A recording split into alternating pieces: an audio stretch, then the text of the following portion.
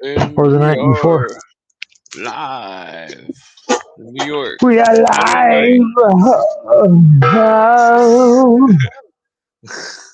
I'll have to put that in a song. oh, it's so live. I'm Yeah. not a rock song. We are live now. We coined that. That's all ours. No. Good evening. Welcome to Clint Eastwood's I'm posting it on my Illuminati post. News. Yeah, just so Get people see some. the post. In case you were wondering where we just were, we were over on JJ's show, which is always good. Doing the movie review of The Firm, Tom Cruise. Yeah. Great movie. Great movie. The Banksters. Yeah. That movie came out in 1993. And is Tom Cruise, big time. He's just getting fresh on the scene. He's trying to make you love him. So I mean, this might have been before Top Gun I think it was after. or after movie. Top Gun, but before Risky Business. Cigarette Strong. Ooh. But here's Tom Cruise again, trying to play some kind of hero as they've always presented him. It was the prequel to Mission Impossible. Yeah, that's where they were typecasting. He's being typecasted as your average man, the average American superhero man that we all are, like like American, ideal image or just image at that time, 1993. I mean, it could have been average dumb. It could have been like a healthy person. In a way. He's just dumb and smart, just smart enough and dumb at the same time. Oh, always philosophical with him. Like every movie is probably his whole career is just I remember when the dude told him, he's like, "Oh, the mail and the overcharging is illegal," and he's like, "Bingo," in the movie. Well, Jonah brought up wisely during the show that Tom Cruise's character is like the trip through the tarot deck. Yeah, starts out as the fool and ends. I do remember the director. His last name is Pollock. Sidney Pollock. Is he Polish? You have to be Polish with the name Pollock. First thing I thought is Pollock. Is he from Eastern Europe? Shortly after World War II? Well, there was somehow was some of the what is his name?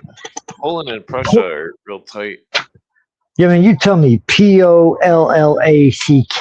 Does that sound Polish? Does that sound like Polak? It's interesting you would write about Chicago mobsters because he's from. I don't know if he's from Chicago, but the writer was John Grissom. The director was Sidney Pollock. Let me see if he was from Chicago. Who? The director. The writer or the director? John Grissom. He might be. Might be. What was the writer's name?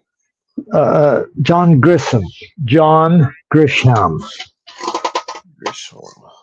Grisham, spelled like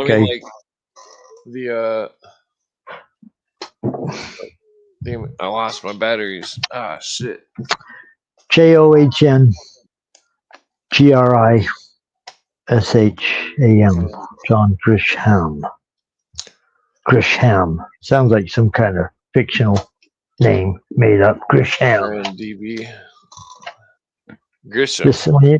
When you hear this name, Grisham, Grisham. Some say Grisham, some say Grisham. You say tomato, I say tomato. Mississippi. What's the other guy's name? The director, Sidney Pollock, or some would say Pollock. No, Pollock would be with an O. Yeah, I wonder if he's from Pollock Chicago. With an A. Sounds pretty Chicagoan. No, Indiana, Lafayette. That's close. That's pretty close. Chicago and Indiana are only a stone's throw away when arrows shot away. Yeah. Let's see. Well, I mean, there was definitely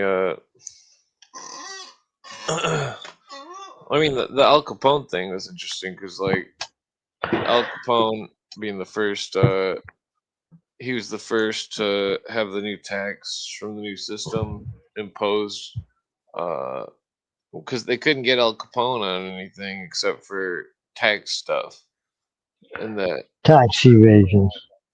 yeah, It was that same stupid well, movie well, thing. it was an Sorry. extension of the, it was an extension of the voluntary war tax.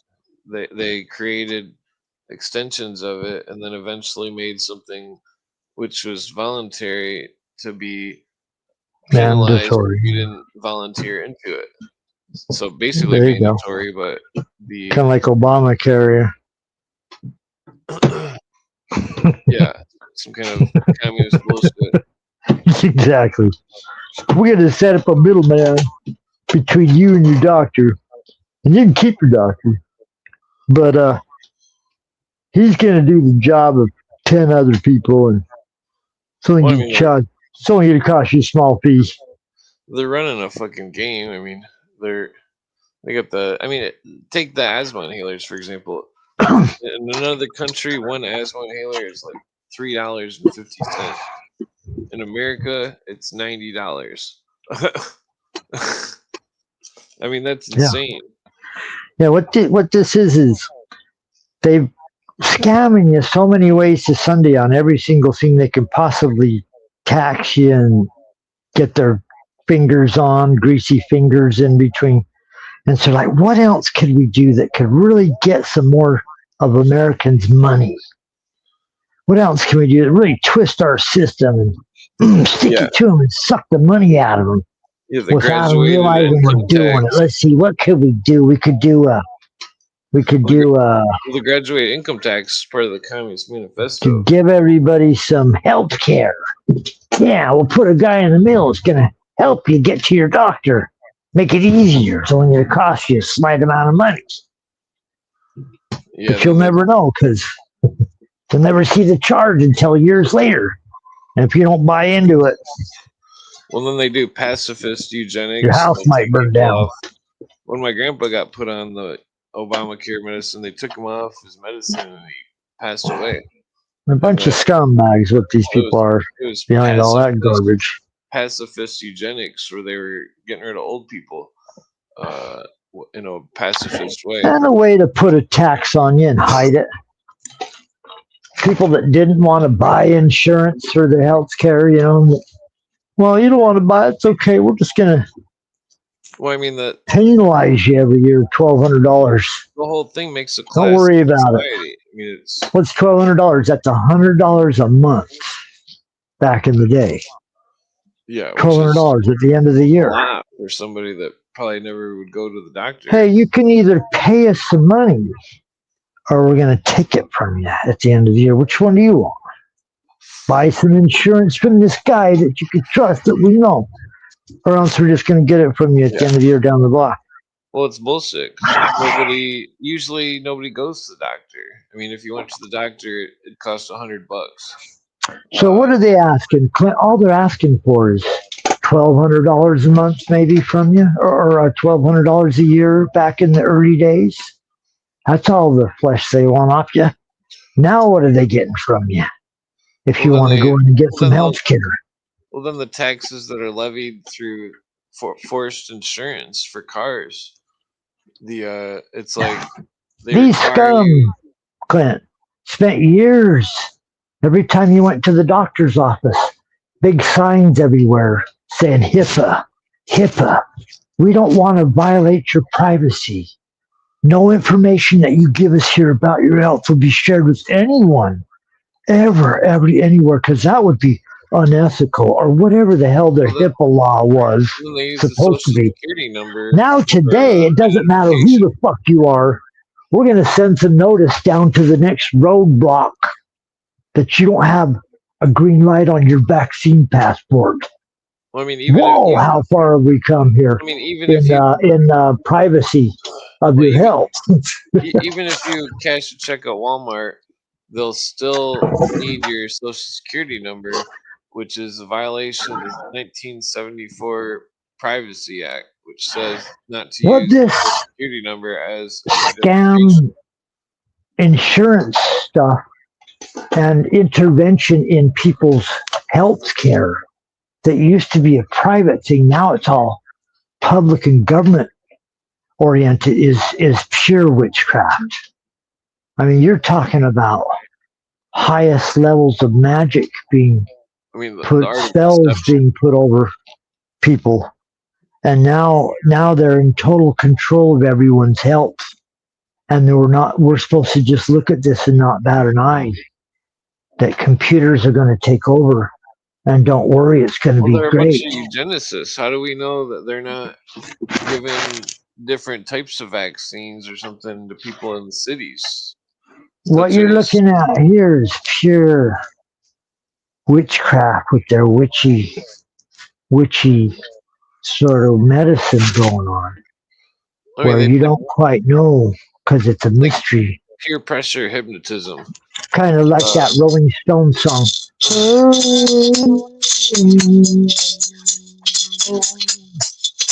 Give me shelter. Give me shelter from this government system bearing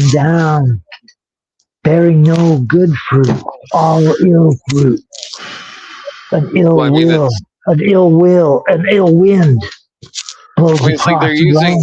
they're using peer pressure to fuel the animal magnetism.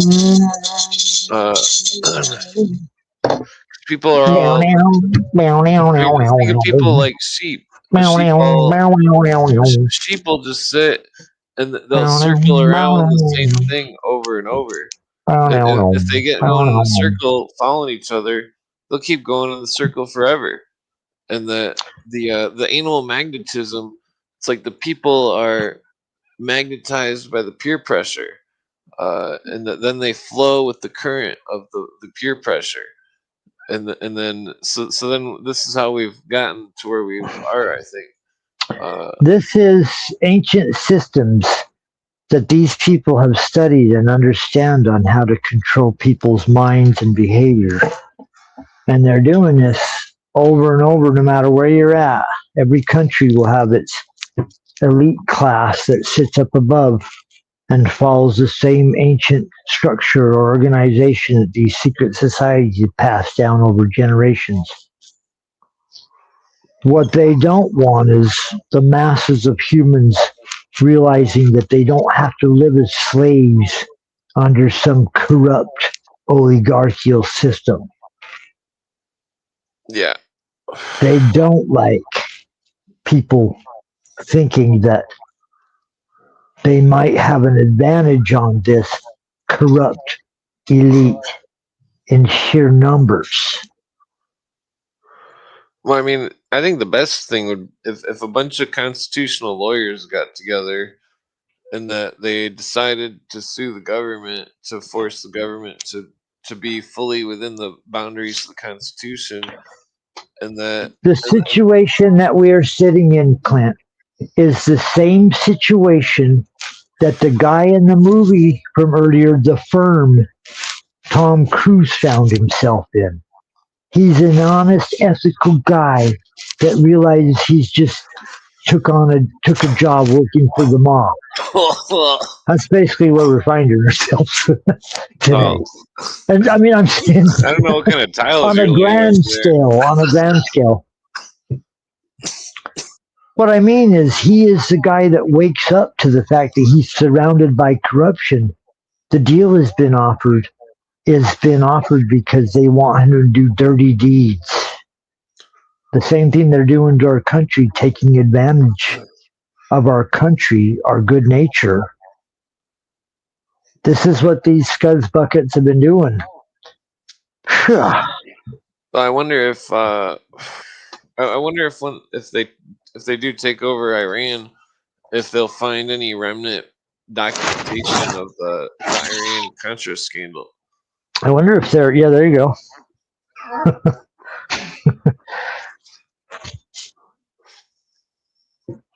Well, on the Iran Contra thing, that was the United States was dirty dealing. We're told, as usual. Well, I mean, like when I was a kid, I heard the name Khomeini, but it's because the dog was named Khomeini. But like, it took me like 20 years to figure out what that meant. We It's like, overthrew their president in the 50s and then had bad relationships with Iran and their people for a long time. By the time Jimmy Carter got in office, it was full blown. They took a number of American hostages over in Iran, and it became the Iran, hostage crisis that lasted for like 2 or 3 years of Carter's presidency. And some say, no, it's 2 or 3 years, maybe it was 1 year, I forget, but some say it was because of the hostage situation. People voted for Reagan because they viewed Jimmy Carter as a weak president. Once Reagan, they were scared. Iran's going to be scared because Reagan will do something. That whole I found Iran a lot of weird hostage. connections with Reagan and commies and Nazis from the Dennis Cuddy articles. There's rumors that George Bush Sr. had a secret meeting over in Paris or something, where he was supposedly telling the Iranian leadership at the time to keep the hostages until after the election. Yeah. And then they released him on the day of the election, and supposedly he flew over there on a SR-71 Blackbird. Some stupid Yeah, story it's all like part that. of the scandal. I don't remember which book was talking about it. October Surprise. Well, it was weird because that one guy that was a witness in the October Surprise, he was brought up recently in the news. The Ben Menashe guy. Menashe. Yeah, I don't remember what it was about. One of the people that I interviewed when I was on a radio station in the 90s was Barbara Honegger, and she wrote a book called The October Surprise that detailed this whole thing. There were a number of other groups or news sources that were talking about the October Surprise thing at the time. But it was one of those stories that was like hot off the press and followed it to a certain point.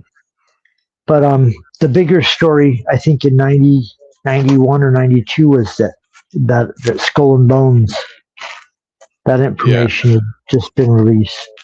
And as soon as the books, Anthony Sutton books, came out on Skull and Bones, man, that told you the story pretty in depth. It's Ari Ben Menashe. This is, I guess I'll put the link in the comments. Arian Ben Menashe. He's the guy that was a witness in the Contra scandal in Iran. That scandal was huge. He was one witness of the. Well, this is a story from the Mint Press investigation. Whitney Webb summarized an interview by former CBS News executive producer and narrative investigative journalist Zev Chalet with former senior executive for Israel's Directorate of Military Intelligence, Ari Menashe. There, Webb summed up Ben Menashe claimed, quote, not only to have met Jeffrey Epstein and his alleged Madam Ghislaine Maxwell back in the 1980s, but that both Epstein and Maxwell were already working with Israeli intelligence during that time period. So that's interesting. So if they were working with them, then they were obviously part of another intelligence agency, which I'm not sure which one. I would assume some sort of American intelligence agency, or perhaps England, or even possibly Russia. Yeah. Look at his father. His father's going to. His father gets him a job at MIT or knows people. Gets Jeffrey a job as in a math, teaching as a professor. I may be mistaken, but somehow this guy that probably can't use the calculator is now a professor at MIT teaching some kind of business math. Yeah. Jeffrey Epstein's connected to Bill Barr, which disturbed me. Because, you're like, Trump, I hope he picks some good people. I wonder if Ben All of a sudden he Menashe picks is working with Bill Barr. I wonder if Ben Menashe was working with the Contra Phoenix people. When you see this Jeffrey Epstein story, you wonder what's going on. What is going on here? Because that story started to break 2013. If anybody was paying attention, that was kind of first mentions of the billionaire pedophile Jeffrey Epstein. 2013. That's when that story first started breaking. The Epstein? Yeah, that's when it first started coming out. A long time ago. It was that old. Unless you were paying close attention, you wouldn't even remember that it was even a story. Yeah. As time goes by, it builds steam. So you're wondering, is this building steam naturally? There's a reporter from the Miami Herald that was covering this story, or the Miami Herald itself was covering the story, or you wouldn't even know about Jeffrey Epstein. But they started covering the story about him getting busted and getting preferential treatment. And unfortunately, one of Trump's picks, a guy named Acosta, was Florida Attorney General, or he comes into the story, and people years later ask him, why did you give Jeffrey Epstein a sweetheart deal in his prison sentence or his jail sentence? And he said something about because he was clearly an intelligence agent or asset. So Epstein gets picked up for abusing young girls, supposedly 2009. I forget the dates. Please pardon me, but yeah, they didn't have a Law and Order SVU episode until 2019 about Epstein. Sorry, go on. Oh, did they have one? Yeah, we should all look up that episode and review it and laugh about it. Season 12, episode 15. Season 12, episode 15. Let's all look that up and have a watch party later on Clint's show. What is the Law and Order? Yeah. Law and Order. Season. I already lost 12? track. Season 12, episode 15. Episode 15, boom. Everybody go look that fucker up. We'll laugh about it later, yeah. So Epstein, he gets a jail sentence or wherever he gets convicted, but I think it's prostitution. Well, it seems not sex with a minor. Not sex with a minor. The Ben Menashe guy claims that it was about blackmail. Ari Ben Menashe guy, that dude. The Epstein was about blackmail? Yeah. Oh. Well, Ben Menashe must be a genius because it's obvious that that's what it was about. It's a honeypot operation. Do you remember the movie we just reviewed with Wilford Brimley? Where he takes Tom Cruise to the side of the river and he says, it would be a shame if your wife found these pictures, and he hands him the envelope full of pictures of him cheating on his wife. That exact same thing is what happens on Epstein's Island if you're stupid enough to go to the cabana, into the cabana with the 14-year-old girl that he's lined up for you. One of the things they told us, you look at the whole Epstein story, you say, is this real? Because the news doesn't tell you anything. Unless it's benefiting the state in some way at this point in time. If the Epstein stuff is real, then is the Bohemian Grove stuff real? That's the West Coast Epstein. The Bohemian Grove rumors from prostitutes and stuff claiming that Larry King and Hunter S. Thompson were doing all sorts of illegal shit. Right. in a very Crowley type disgusting way. Uh, Yeah, crazy stories about Hunter Thompson, and yeah, Hunter Thompson became mayor in some Colorado town. I forget what town it is. Mayor or yeah, police chief, I forget which one. But he's like, hey, I've lived a drug-addled, crazed life as a writer for Rolling Stone magazine. Broke every law you can imagine and took every drug you could take in front of all the nation's law enforcement and wrote about it and laughed about it. I might as well run for sheriff of a Colorado town, right? I think I he mean that became sheriff. that fucking Fear and Loathing movie was dark. I didn't understand back in the '90s why people What you were thought it looking was at? so cool. And I'm like watching it. I'm like, this is all just fucking bullshit. Like, what even is this stupid movie? The Like, reason they thought it was cool was because the 70s counterculture rebelled against the establishment. And the establishment was against drugs and was for morality and for religion and keeping a I mean tight, that that's conservative. the scene with Hunter S. Thompson's lawyer, and he's got that girl from the Casper movie or something, and then Yeah, the you're talking adre- about Fear and Loathing in Las Vegas.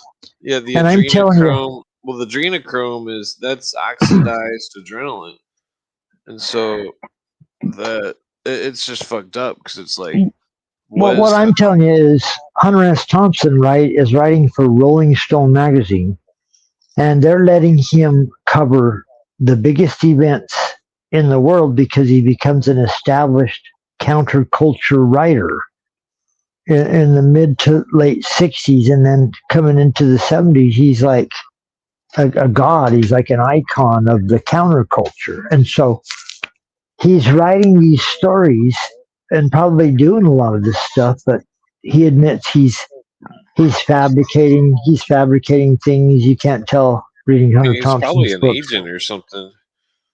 Yeah, you Uh, wouldn't be allowed to go hang out with the Hells Angels and be the head writer for Rolling Stone magazine with any support you need anywhere in the world, and money and drugs and whatever you need. Rolling Stone is the counterculture was the counterculture paper back then, right?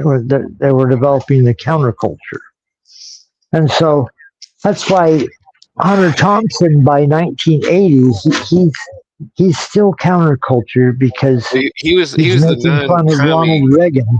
but he was the non-commie counterculture, which seemed to be involved with. Well, I mean, it seemed like the commie counterculture and the non. Well, I mean, it seemed like a bunch of the different groups were involved with anti-American type stuff.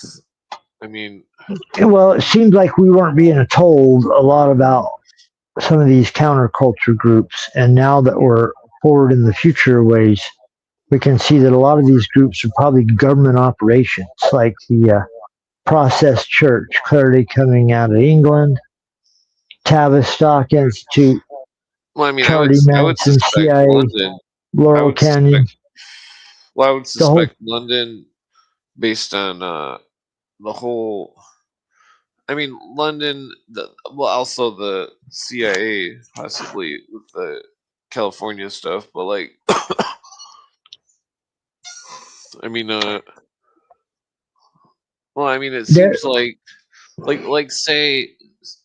say that the motive, for example, for like Kurt Cobain or something like whatever the motive for his death was.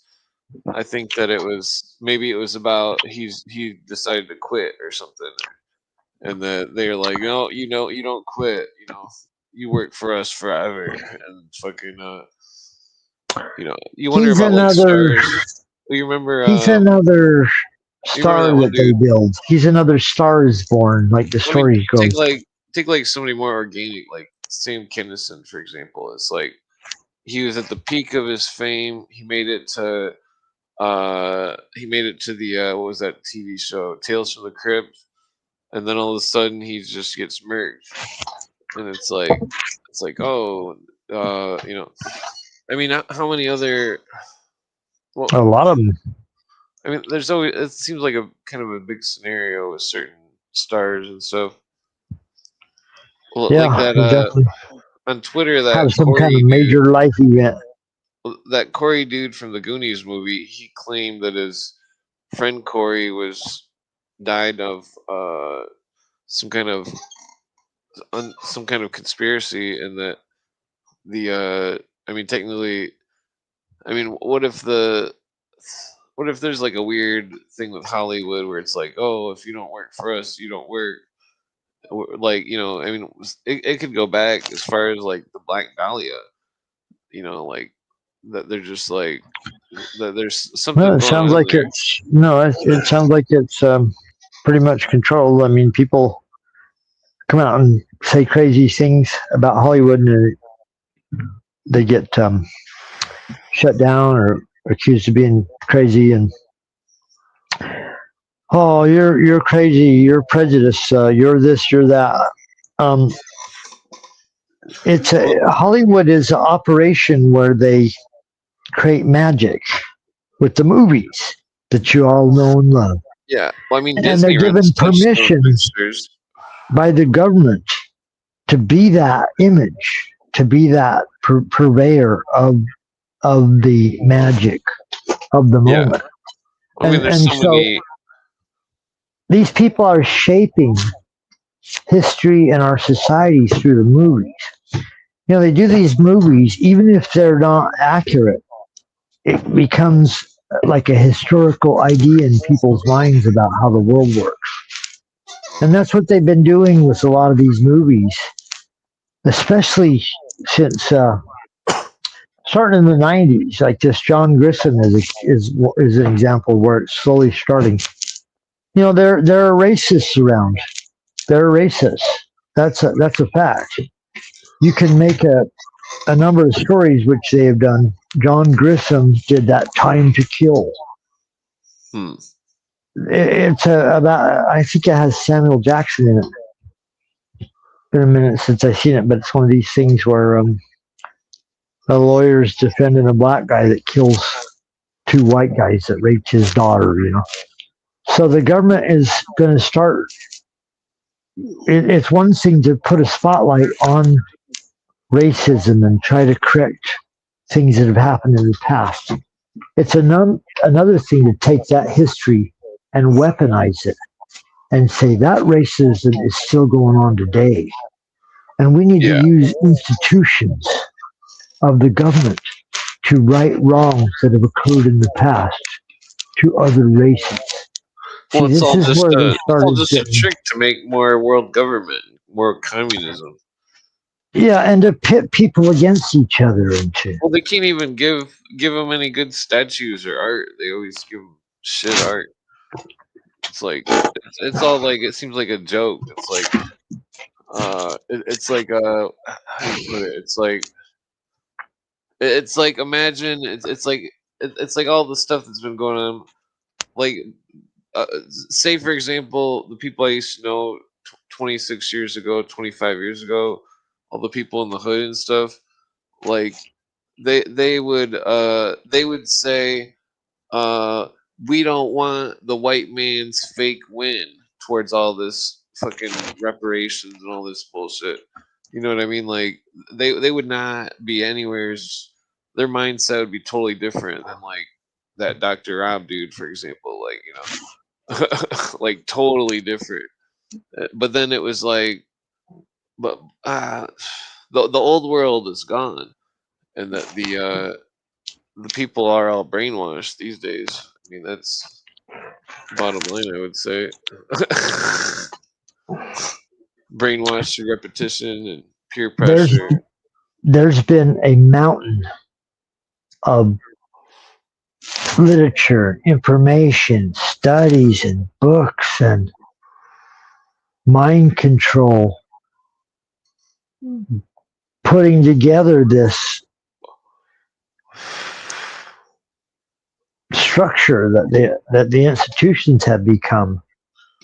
You know, one of the things that people are missing in the news is since Trump's got into office, they've been dismantling these communist programs that have like in been. the Islams. Our government was running off of communist ideals that aren't compatible with a free republic. Is what's been going on here. I mean, Yeah. Well, the how many imports and all hours the in the day? bullshit. How many hours in the day do we have to explain how the education systems have been taken over by leftists, communists, openly It's communists? like it's all the people that claim they want to save the world. The best way to save the world would be to stop countries from exporting all sorts of bullshit all over the world and fucking because it's like that and the to have all the our companies in America make our own goods and that's why that's the whole point of the tariff is to try to cut back exports or imports from other countries 'cause it's like all the people aligned with the internationalists all created stuff such as NAFTA and GATT and stuff, which made it so Ford and GM went to Mexico and China and all sorts of uh, and that when These they did that, they destroyed the middle class back in the 90s. Like, these people use countries and areas of the world like a well, chessboard. they were furthering one of the planks of their communist manifesto to destroy the middle class, the bourgeoisie, and Now, that's what the one Bushes of and the Hillary. you can go through Sorry, the go on. 10 planks of the Communist Manifesto and pretty much tell you exactly what they have planned for you because they've got almost every single one of them Yeah, intact now. A yeah. big one is get rid of property rights. You don't have a right to own any property. That's a big one. I mean, they pretty much got that with the. You have to get a permit to build a garage. Like I have these that days. Communist Manifesto here somewhere. Just I reading mean, those these 10 days you planks and probably stuff. need a permit to build. Well, you don't have to. We don't have to go through any of them, but like you I'm just probably need. saying, just read those 10 planks and it tells you where the hell we're at right now because they just went down the list of those and then they Yeah. added a few. Well, I mean, when George it's Orwell's 1984 and Animal Farm and all those books were like them letting you know that this is what we've already been doing. yeah, If you, I Cooper mean, literally, claims Cooper claims 1984 was written about 1948, and he what said was the written, numbers. He said Orwell didn't want to name it 1948 because it was too it would have been too profound and you know what I mean. He would have been demonized for it. it was written in 1947 or 48. Well, I don't George know what Orwell. year it was written, but It was written about 1947 or Well, 48. Cooper was trying to say that 1984 that Orwell switched the two numbers around and he was really writing about the year 1948. Maybe 1936, I forget, but I'm pretty sure it was written in like 35 or something. one of the areas of history that they don't talk a lot about is the Spanish-American War, and George Orwell was fighting. George Orwell was fighting over in Spain, not in the Spanish-American War, but when the Spanish Civil War was going on. The details I'm foggy on, but he was seeing the tactics. If you look up George Orwell's history, Yeah. Britain was involved because he's in Britain behind the scenes as they are over in Europe. And he was I can't remember what area it was, what theater war it was, but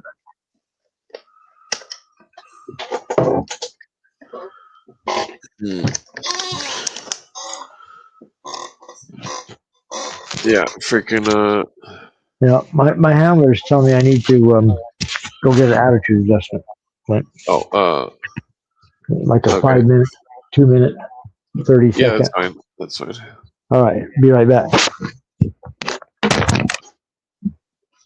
Yeah, freaking. What was I gonna say? Something about the. So I mean that. I mean when I first got into uh the precursor of MK Ultra research with the sub projects, that a lot of them were about hypnotism. That the lady would pick up the phone and that she would hear the hypnotic words, which would trigger a reaction, which would be a programmed reaction. And then when she was snapped out of the trance, that she had no idea what she was doing and that she was upset that she was doing such things, and that well, they were doing this back in like the 30s. I mean, I'm pretty sure that's what year that sub project was, 1930 or 1940 some. The budgets were like 10 to 60,000, I think. For the projects, would always list the budget amount. Bigger the budget, bigger the project, of course. The amount of extensive studies they've done, I speculate Stubble9, the stuff he was involved with the military, psychic ability stuff, that they were testing those people, and that they were seeing what the, you know, I mean that whole men who stare at goats thing, and that is that's really in the books about magic, witchcraft, staring at a goat until it, which is just bizarre. I don't know why anybody would even attempt to do that. I mean, that's, but so I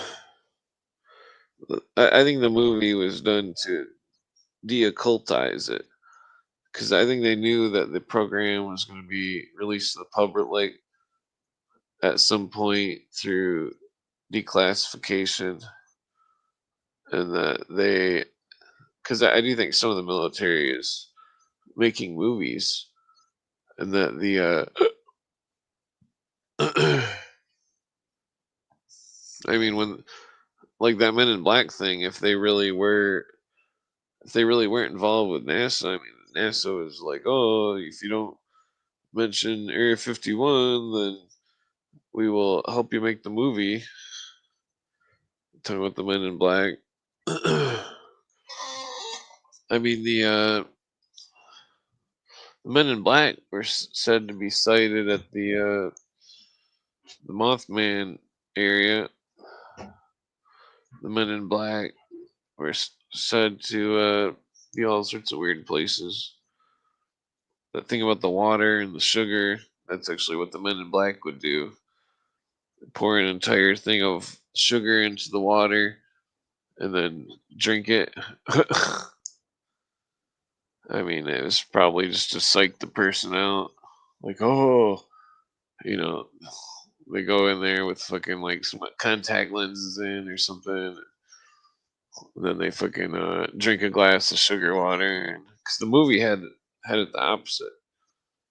And the fucking yeah, then they drive home in reverse. They leave the place in reverse. That's what people would claim the Men in Black would do.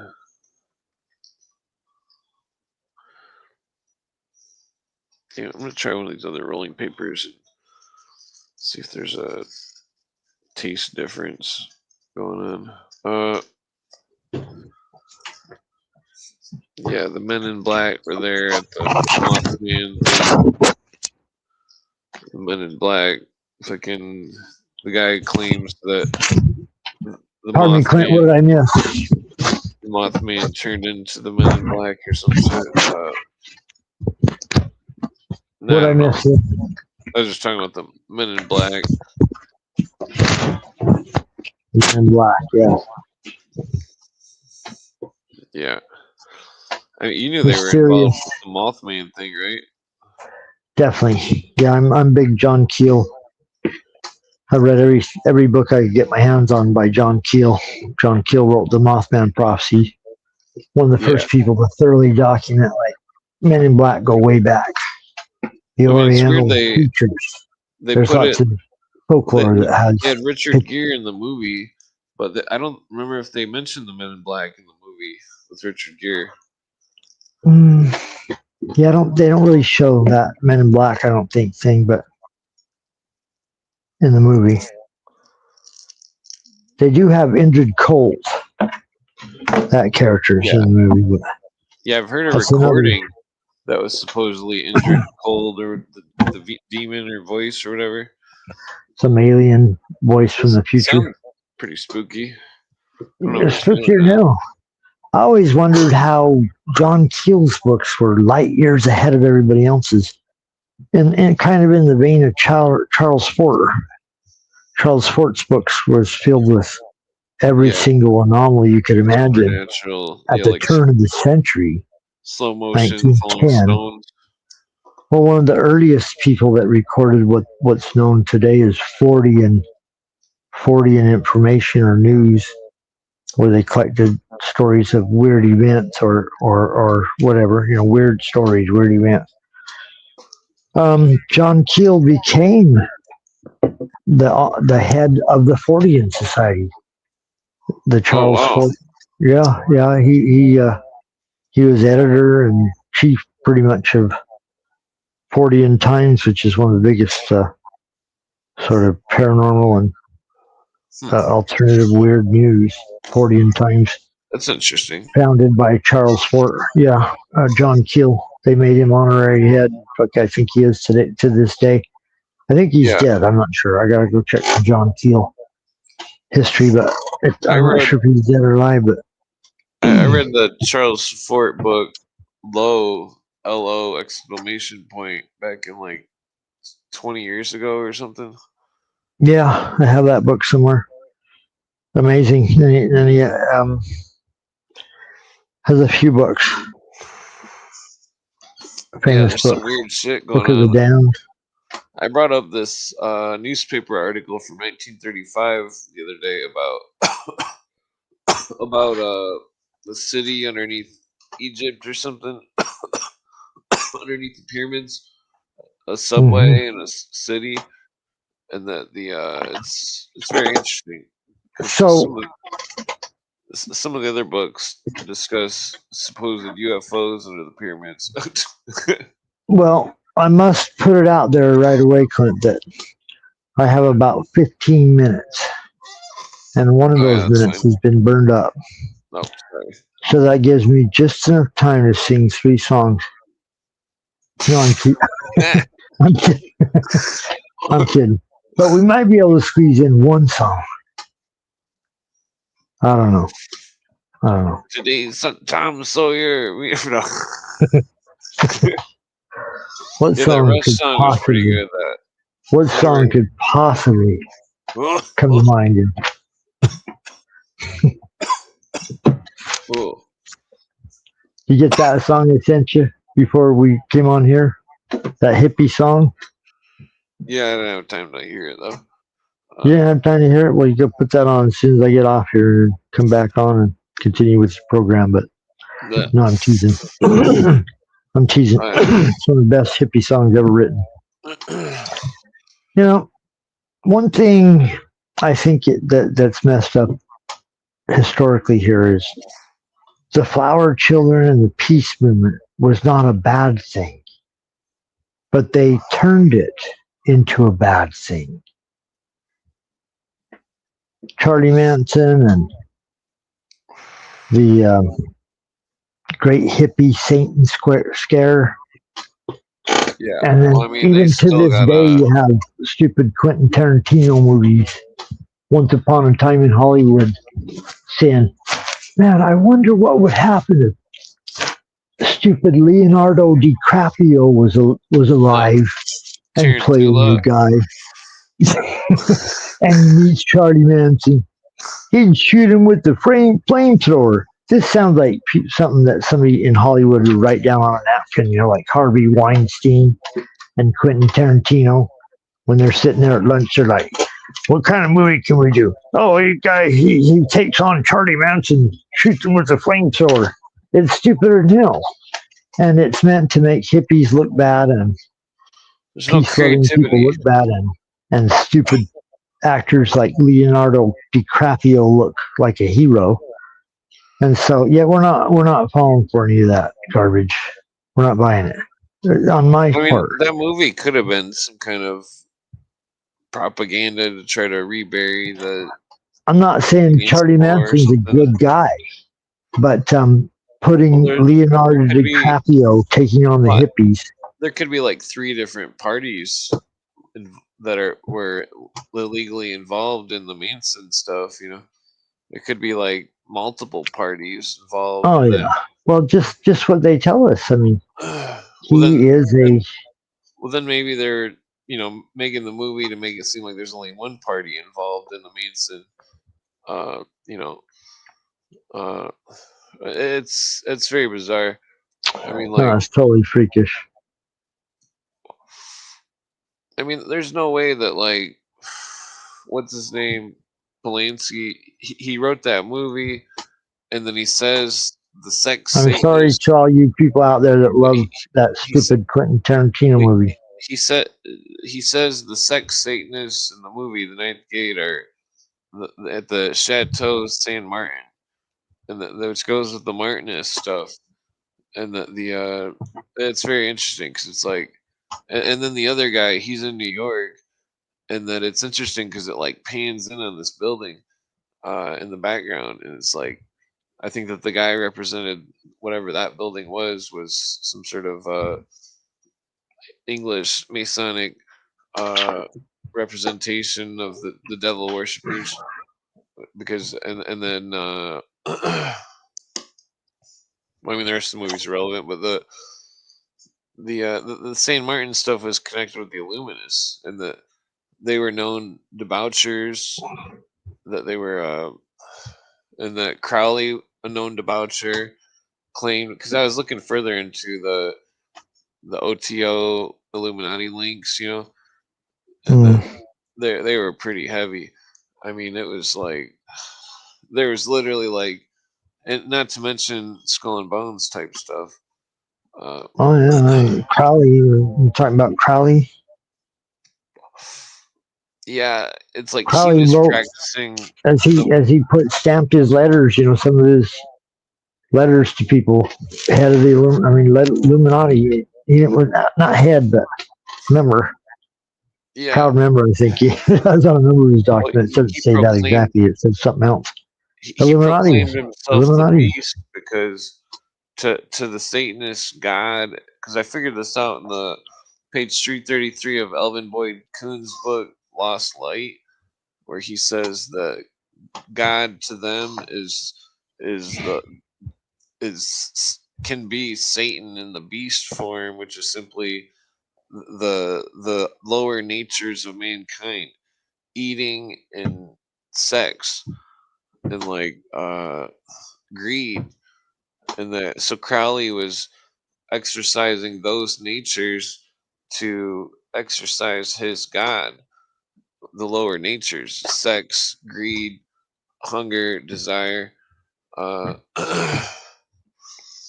but it's like, so Crowley would have been like in the female cult in the Ninth Gate, that lady, the Martinist, and then like the Luciferians, the dude that uh well, hold 15 on. minutes ain't long enough to Well, I'm go almost into done. what Crowley was or wasn't or did or The didn't dude, well, think hold on. or do The, or. du- But the dude, well, the dude that in the movie was, Ninth Gate, yeah.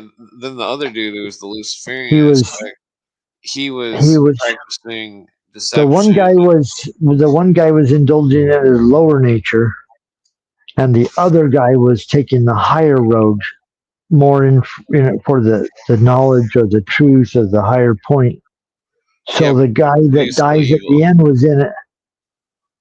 Yeah. Each one that dies off that wants to assume control is like the lower one going up to Johnny Depp, who's the highest one at the end, because he wasn't in it for all these other things.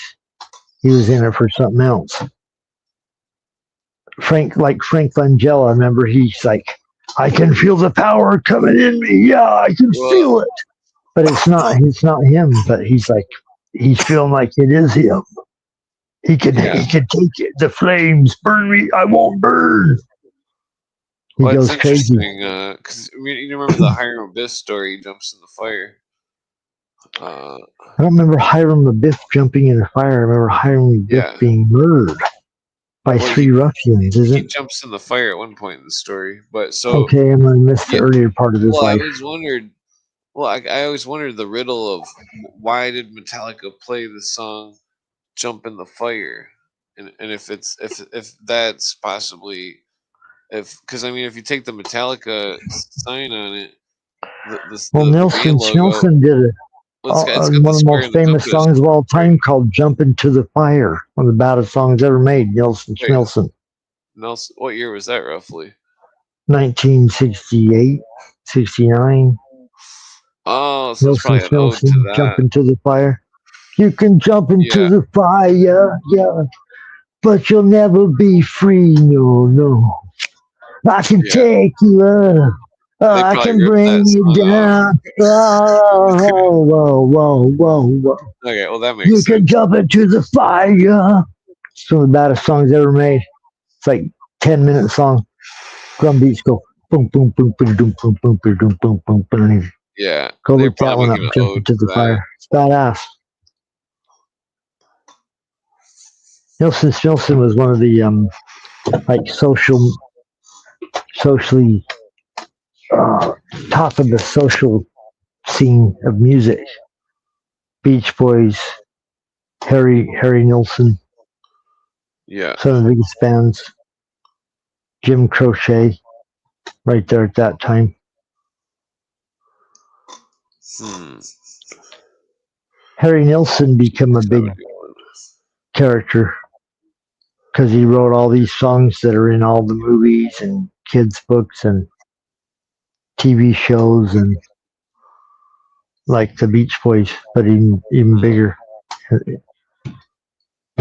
Harry Nilsson did that song. I can't live if living is without you. Big stupid love song. Can't live. Yeah. Probably up there in Lower Canyon, getting help from all the social engineers, CA social engineers. Maybe someday we'll break that story down. Anyways, Clint, I always love coming on the show with you, buddy. I love the show that you put on. Thank you for letting me come on here and sing some songs and give my opinion about stuff. Oh yeah. Where's Jonah? Is he out there in the audience Yeah, I'm checking my crying, Twitter messages. yelling at us? No, I'm just teasing. Anyways, right, good to see you, Jonah. Couldn't picture the podcast world without your voice, sir. Yeah. And if you're out there, JJ, we love you and appreciate you having us on. But I got to jump off soon, so appreciate you having me on for a little bit, Clint. What do you want to say before I leave? No. Well, I'm pretty stoned. Yeah, I'm saying. I'll say everything you said now. Yeah. No, it was fun. It was fun coming on with you.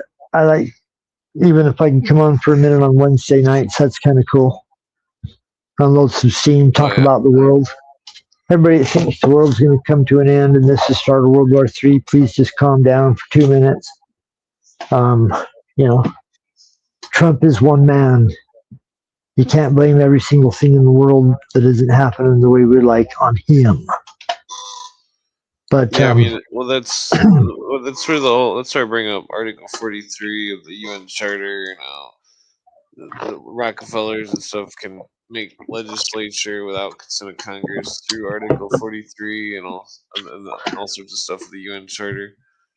Well, I guess you could blame every single thing that's happening in the world on Trump, but Well, no, I'm blaming it on the UN. I mean, you could if you wanted to. You blame it on Trump, UN, whoever you want. I mean, not the people in the UN, just the UN laws themselves. Because the people are all just pawns and tools, fools. It's all just. I mean, because I pointed this out in arguments. Like people are. It's like we have to give the UN 24% of our income tax. And it's like, what the fuck? That's crazy. Like, why doesn't that stay in America? It's like it's like we're paying Russia off. I mean, we're just paying Russia. I mean, it's all going We've to done Russia. it with Iran. Done it with Iran. Yeah, like for a lot of years. Give them money to not do anything. Look, we're building this new bullshit boogeyman again. This time in our backyard. Down there with the cartels, the most dangerous enemy.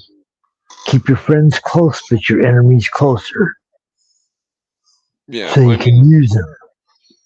Well, it's interesting. And strike them if necessary.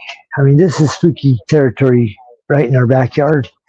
Because as we're fighting a war on the other side of the world over there, we're also fighting a war down in Mexico, where we're being told frightening details about how we've been training the cartels.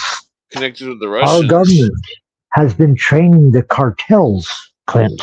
Well, I'd have to see the headlines. Forces. I'm sure you would have to see the headlines. They're ugly and they're nasty. Well, just go look up the Gray Zone. They might be trying to take over Mexico. I mean, that could be good in the long run if they just took over Mexico. Our government's been using special forces and operations, and I'm sure it's all for national security and for our benefit. And training cartels on how to do the worst stuff you can imagine.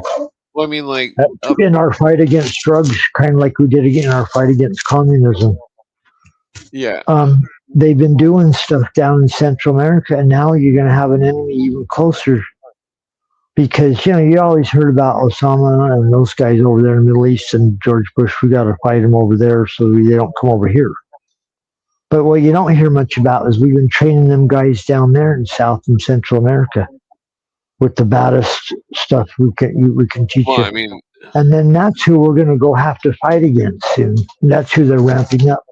Well, I think that there's Russians in Mexico that are there's Russians going on in Mexico as well as OTO people. Mexico's huge with OTO. Use our country to build enemies that they take our money to go fight. And then they load the pockets of the elite. Well, I mean, that's what's going on here. Well, I mean, I think that the country has elites being paid off.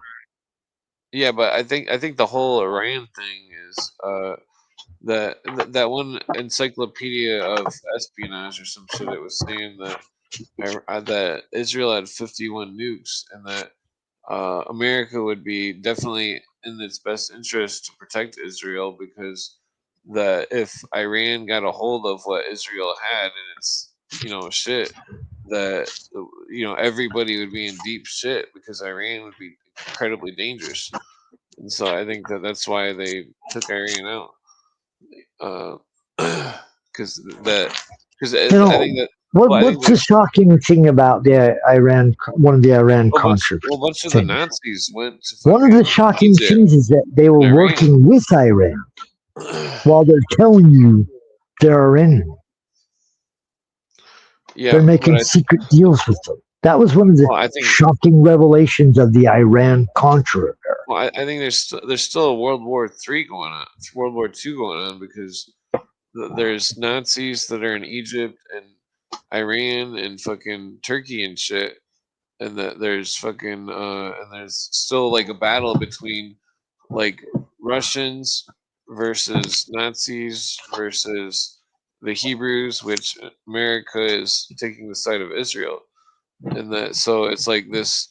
It's like the Russians and the Nazis are not on America's side, and so I mean that there's this huge thing going on because it's like I'm not sure why that they decided to place so much stuff in that country, but I think it was simply because of the range type stuff from the Cold War, where it's like Russia could be like, "Oh, we're gonna do something," and then America's like, "Oh no, you're not." So then it's like, "Oh, we gotta make a draw," but then Russia makes the deal with the UN and all this stuff and the open skies and the disarmaments and stuff, and then Russia gets the better end of the deal because they didn't want to disarm, and then Russia was like, "Oh, Since the beginning, well, well, we Russia built wasn't." the organization to Hold on, give legitimization to communists, well, to then give them an Russia. equal platform. Well, it seems all like it's planned incompetence because then Russia was like, "Oh, we can't clean up our shit," and so America gave them like $250 million to clean up their shit, and then they didn't even use the money to do anything, and it was like, what the fuck are they doing? They're all fucking. They're just fun. They're just embezzling the money as soon as it Yeah, hits their country. that's what's going on. It's embezzlement. Yeah, in Russia. You hear stories about the money, the aid to Ukraine. Oh my God, all these people have been caught. They were taking money. It's being flown in by the billions of dollars and dumped on pallets to these people, just given to them. Somebody stole some? What? Oh yeah. How Oh yeah. could they? Please. Well, I forgot to Every, say, you probably better pass out soon. yeah, well, 'Cause I I'm don't all know right. if the I'm going to 15 pass minutes. out. I am probably past the 15 minutes. Nope, I'm right. Coming up on it. So, because I keep track of that. I have 2 minutes. No, Oh yeah, I'm gonna two roll more joints. minutes to midnight to kill the unborn in the world.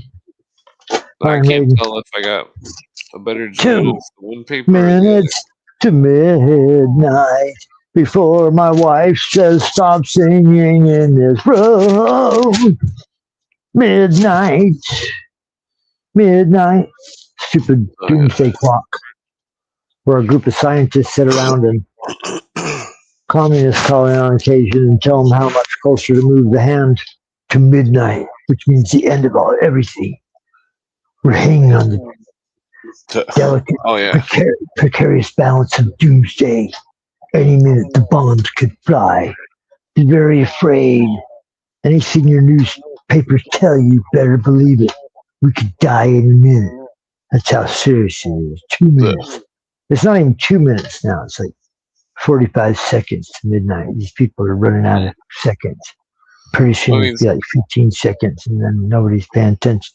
Everybody, some. 15 seconds of midnight. Be very afraid. I mean, some of those Egyptian scarabs and stuff.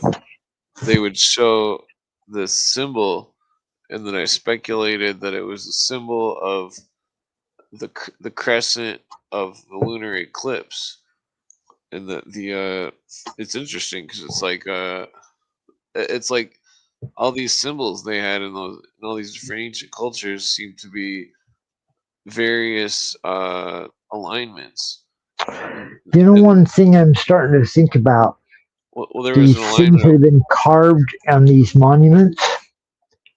These monuments were there before these cultures that did the carvings came into existence. you talking The, about the Egypt. monuments, I'm talking about everything, all over the world. These giant stone fucking buildings were built. And the people that took them over came who knows how many years later. Yeah, They started carving shit onto the stones. They weren't the ones that built the things, but they were the ones that came in later and started carving things on them. In some you heard of cases, Michael Cremo?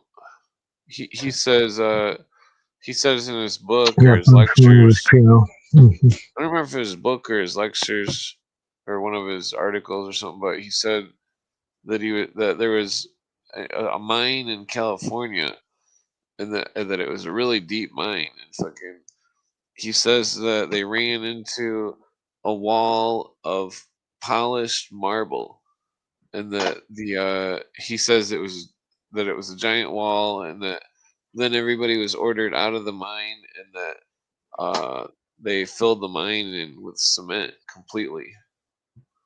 Yeah, yes. I don't Weird know if shit. that's true or not, but I mean, it's Weird shit crazy. is popping up all over the world. Mass amounts of photos everywhere. Buildings underground, massive structures underground everywhere. In some cases, they find them like Gobekli Tempe, and they're putting a parking lot over the top of it now Yeah, and saying it's for the preservation of it. And so they're starting to see these giant civilizations pop up worldwide, and it doesn't fit into their history they've been telling us. They're getting worried about. They're putting it out in the news that AI may write a history that is different from the one that they would like to tell. yeah, There's a story I just read the other day. The Catholic Church is getting concerned that somebody else might tell a different history than that we've told all along and we've yeah. lied about all along. Revisionist history. Somebody else might That's the say things technical that term. we say are lies, lies. Yeah. Anyways, The revisionist form of history. Ralph Epperson talks about that. He says that once he found out that the timeline was altered in the books, in the written record, that there was something. The conspiracy is vast. I mean, it's incredibly vast. I mean, Clint, I got to take off. yeah. You know, I love you, my man. And I wish the program peace and all those listening. Peace, everyone. Is anybody out there in the chat? Clint, look at the chat. Oh yeah, there's like 12 people. Sabrina out there. They're all Ellie. cheering. They're doing a wave. Hey, everybody. Oh. Peace to you. I sent Clint a song before the show started, but he was too busy getting something to munch, like pepperoni sticks or something before we were going on. Right, But all right, my man, take care, and we will talk to you next Friday or maybe next Wednesday if you're going on JJ's show. Yeah. For that next movie review, it's Tom Cruise month over on JJ's show. Yeah, Scientology month. Yep. All right, my man. I love you. Peace. All right, peace. All right. Damn, I'm pretty stoned. I didn't really have anything planned because well, I just figured Todd wanted to hang out, so I came on. But the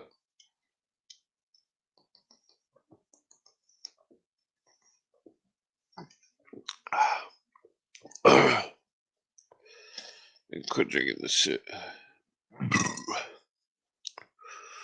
I need to quit smoking cigarettes too. Fucking, I think I'll do that tomorrow. I'm out of tobacco. I smoked my last one.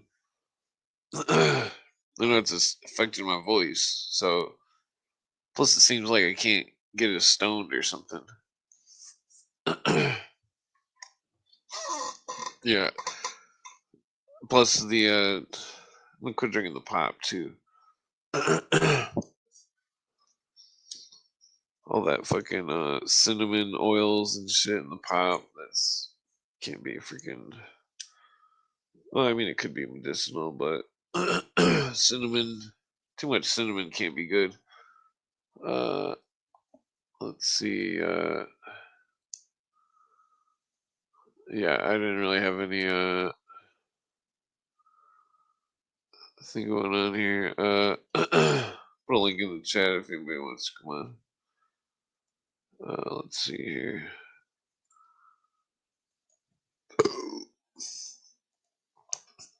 Yeah, so we reviewed a lot of alien shit the last few days. Excuse me. Damn it, I forgot to mute it. A lot of alien shit. There's a lot of that's something that's a common MO of all these cults is alien shit. And regardless if it's one form or another, it's different various types of alien shit. Whether it be consciousness or physical or demons or Lord Xenu of the Scientologists. It's all torpors. It's all fucking or even if it's just about certain planets or stars, it's still simply it's still simply concealed stellar worship.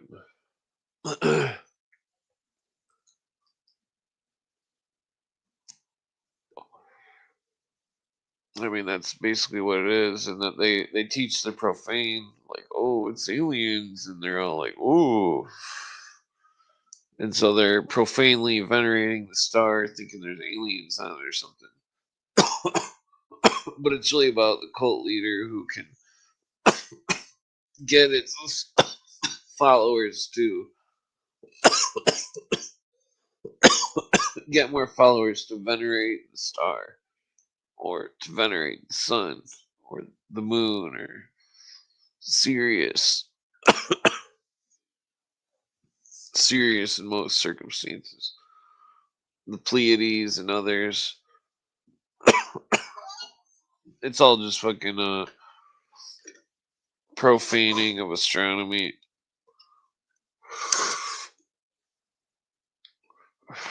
I mean, that's where astrology came from, the profaning of astronomy.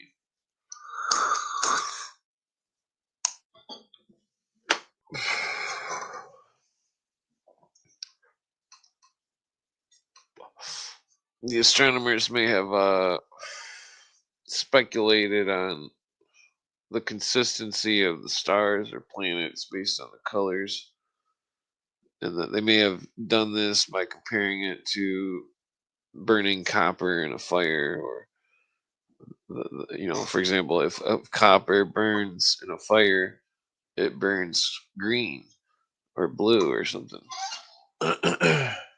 Same with other, like silver or gold. They're all going to burn different colors. I mean, obviously, you don't want to burn silver or gold though. But if there's copper, though, is a good example.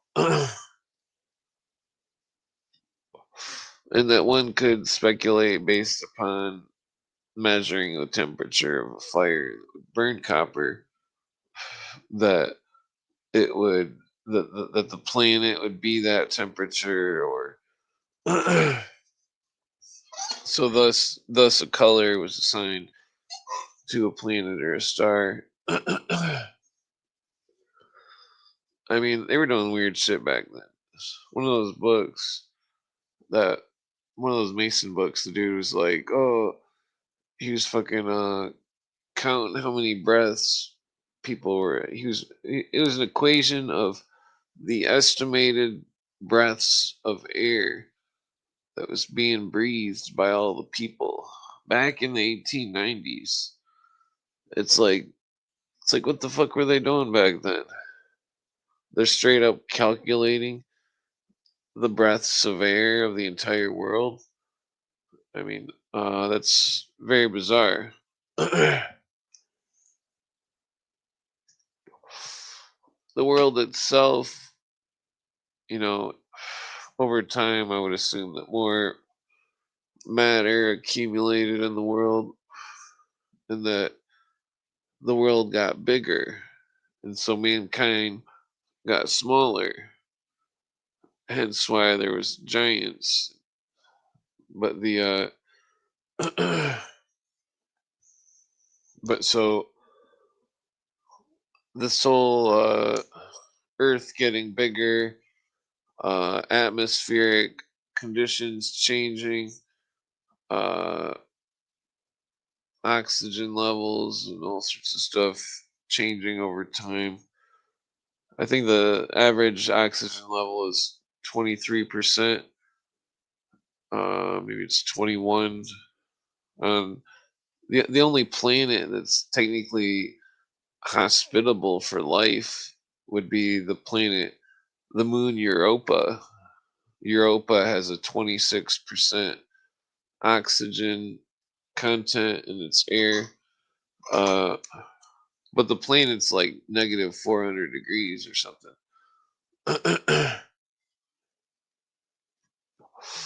They claim that there's a giant layer of ice, and some kind of heated core, which has some kind of ocean. They speculate that there's marine life on the planet, on the moon Europa. the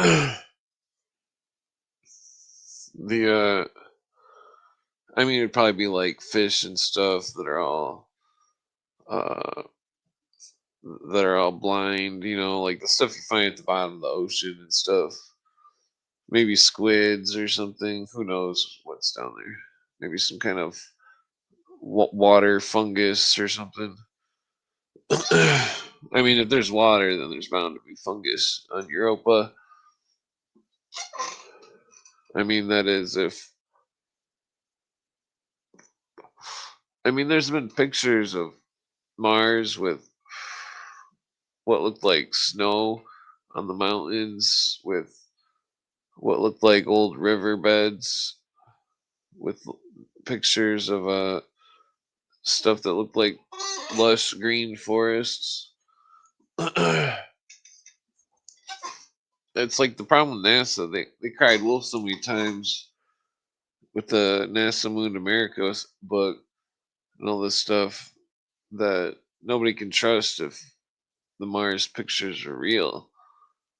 If they really did take a picture of, you know, some kind of green, lush forest or some shit on Mars, that they, because I've seen the pictures.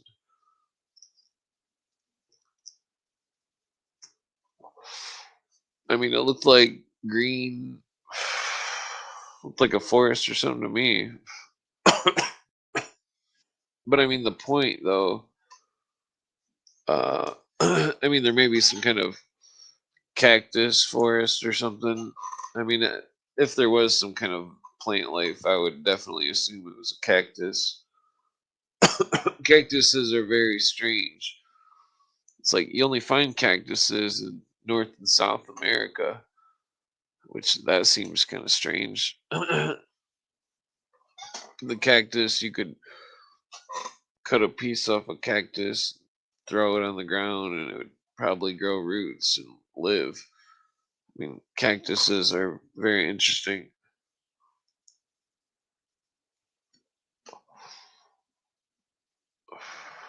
I mean, the desert itself, I've never actually been to a desert, but like, it's definitely be a harsh climate. I mean, you go on the sand dunes on Lake Michigan, it feels like a desert. Fucking Silver Lake or whatever the fuck that is. Silver sand dunes or some shit. That's where all the people go. Uh, I've been there, but not during the whole bunch of people. Well, no, I guess I did go once. I think, I don't know. It's just a bunch of people with fancy 4x4s and stuff. I think Whistling Diesel was there at one of them. I don't know if it was the same one that I went to, but I seen a lot of fancy.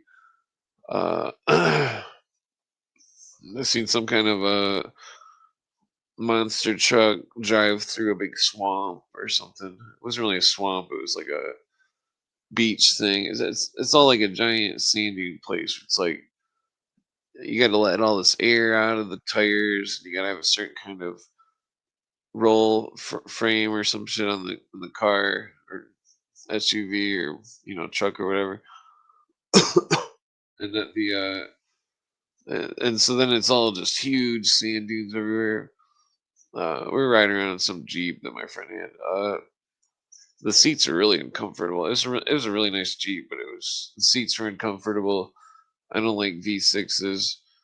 the I mean, besides that, it's a really nice vehicle, but I mean, it's that engine is fucked. I mean, the 3.6, 3.7, what is that? Penta something engine, Pentastar engine that fucking Jeep uses. It's like it's like there was a carbon buildup on one of the cylinders, and like fucking and he kept taking it and getting the cylinder scraped off, and then he took it to the mechanic like 5, 6, 7 times or something, and that fucking they kept having to get all this carbon buildup off from the first cylinder of the 6 cylinders of the Jeep engine, and that fucking but so he kept dumping all this money into it, and so I looked at the uh the Chrysler or the Dodge engine patent or some shit. I don't remember what it was. It was from the official Chrysler website, and that fucking that it said specifically, which I thought was crazy because I'd never seen an engine that worked like this. But it said that that particular, I can't remember if it was 3.6 or 3.7 Pentastar Jeep engine. It was one of the two. It might have been a 3.9 engine, but so either way, it was it had a system in it where it was fucking injecting oil into the cylinders to cool the cylinders, and that the fucking since the last cylinder or whatever was at the end of the engine block, whereas the far side of where the wind hits the car, that particular one was getting the warmest because the first engine, the front of the engine would be cooler from the wind. Yeah. Oh, what's going on? The but so the basically it's like the Jeep fucking the Jeep instructions on the engine from Dodge or whatever. It said specifically that he had to use regular engine oil, and that and the non-synthetic, and then it said uh regular gasoline, and that the fucking and so he was using ultra synthetic oil, and that fucking he was also using premium gas. That the premium gas was when it was putting oil into the cylinder to cool it down. Suppose I never heard of a fucking car doing that, but like that's why certain cars, you don't want to buy them. But like since he was burning the premium gas lights faster. It lights faster, but it's a lower temperature, and the temperature wasn't burning the fucking the synthetic oils that was fucking, and so the whole engine it's just fucking crazy. You dump like 5 grand on a new engine. I was fucking like, man, that is fucking crazy. Uh, fucking, I forgot what I was talking about before the engine thing.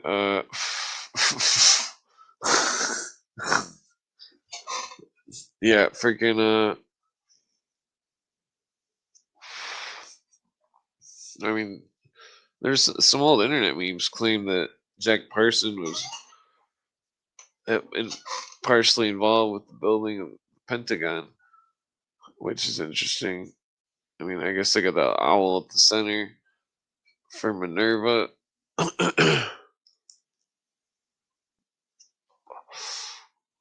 The I'm not saying it's bad or anything. The but like, what was I gonna? I mean, it's weird that you'd see. I remember that Jack Parsons TV show came out. It's like It's like, what the fuck is this shit? They're fucking making TV shows for Jack Parsons. Like, what the fuck is this? I watched like one or two episodes. I was like, I can't fucking take any more of this shit. Fucking turn it over. Ray Charles over here.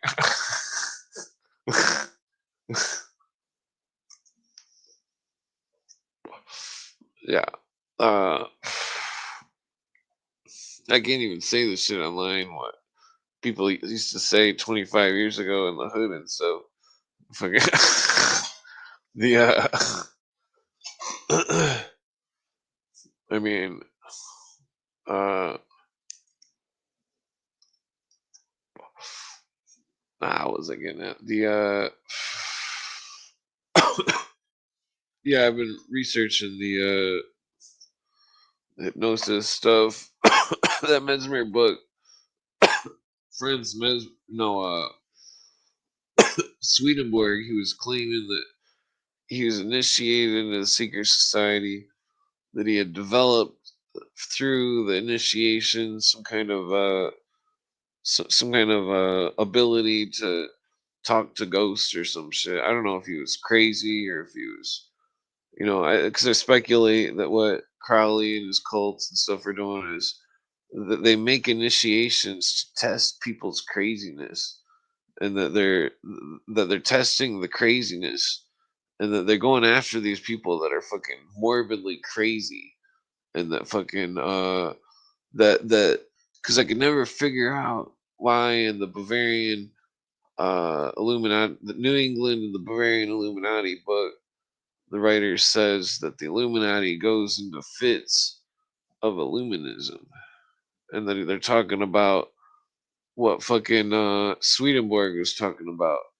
That he's claiming to see ghosts. He's saying all this crazy. He's saying that the ghosts are all lying to him, and that he's in some kind of psychotic permanent state, and that the occultists, they think that when they're in the psychotic permanent state, that they're fucking like ascended or something, and that I think that they're invoking that consciousness onto the radicalists, such as the Marxists and the the it is, I mean, it's just fucked up. uh it's all speculation. I mean, once I read that Nasta Webster book, World Revolution, it was like, Jesus Christ.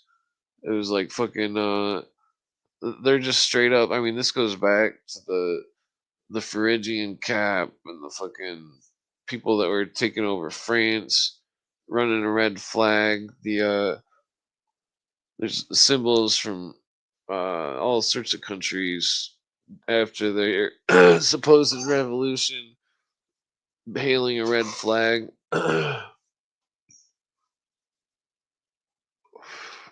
My back hurts. Where the fuck my lighter go? I gotta quit smoking cigarettes. Fucking caffeine and cigarettes. I mean, it goes good, but yeah. Oh yeah. Nasta Webster's book, because she says it all, but she doesn't realize it. The Illuminati, their goals, because she doesn't really go into the OTO, and that the Illuminati's and the OTO's goals are the same. That it was like this thing that I read in the one of the books. It was a description of the OTO bullshit that they were fucking some kind of image that they had on the fucking where the fuck is that folder? Um okay. The image, I'm pretty sure I labeled it. It took like 4 hours to label shit now. God damn it. Okay, maybe I labeled it different here. Nope. Ah, oh, fuck. Okay, the image is the image was some dude. I always thought the image was just on the thing because fucking the that it was a an image of well, I always thought it was some kind of surrealist thing. Damn it, I can't find the fucking image. Uh,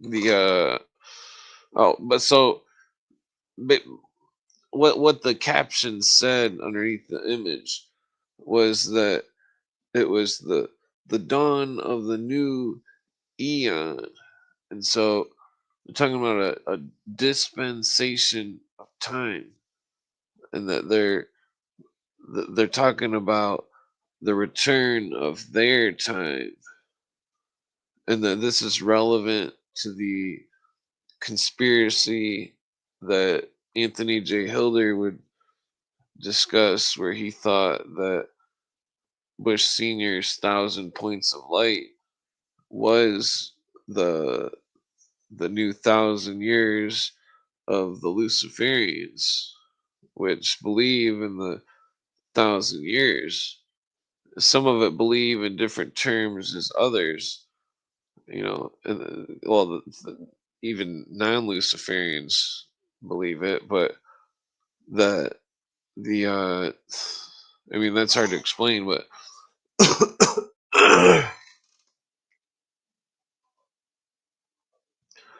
it's like when I was talking to one of the 33rd degree Mason dudes, and he was saying, I was like, "Do you believe?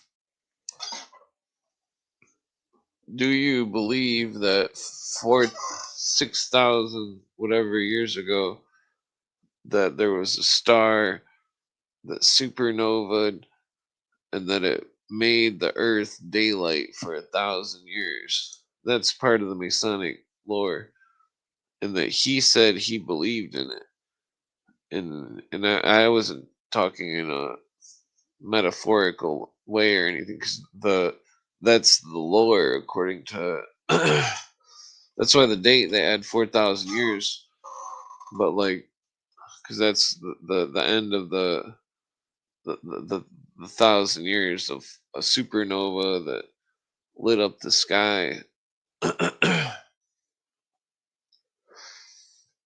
Ain't my joints gone?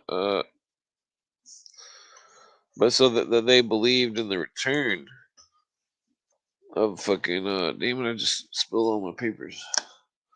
They believed in the return of some kind of star supernovaing,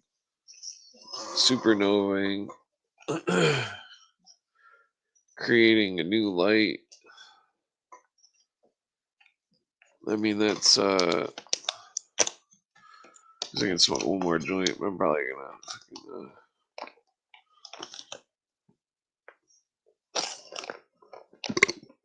take a break from podcasting for a minute because my back hurts.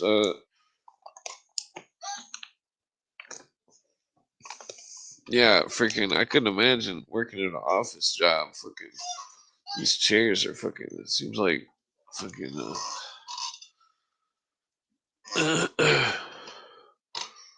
These chairs are made for like fucking midgets or something.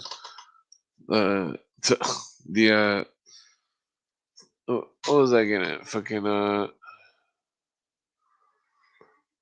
Swedenborg, the Illuminati, the the fits of Illuminism.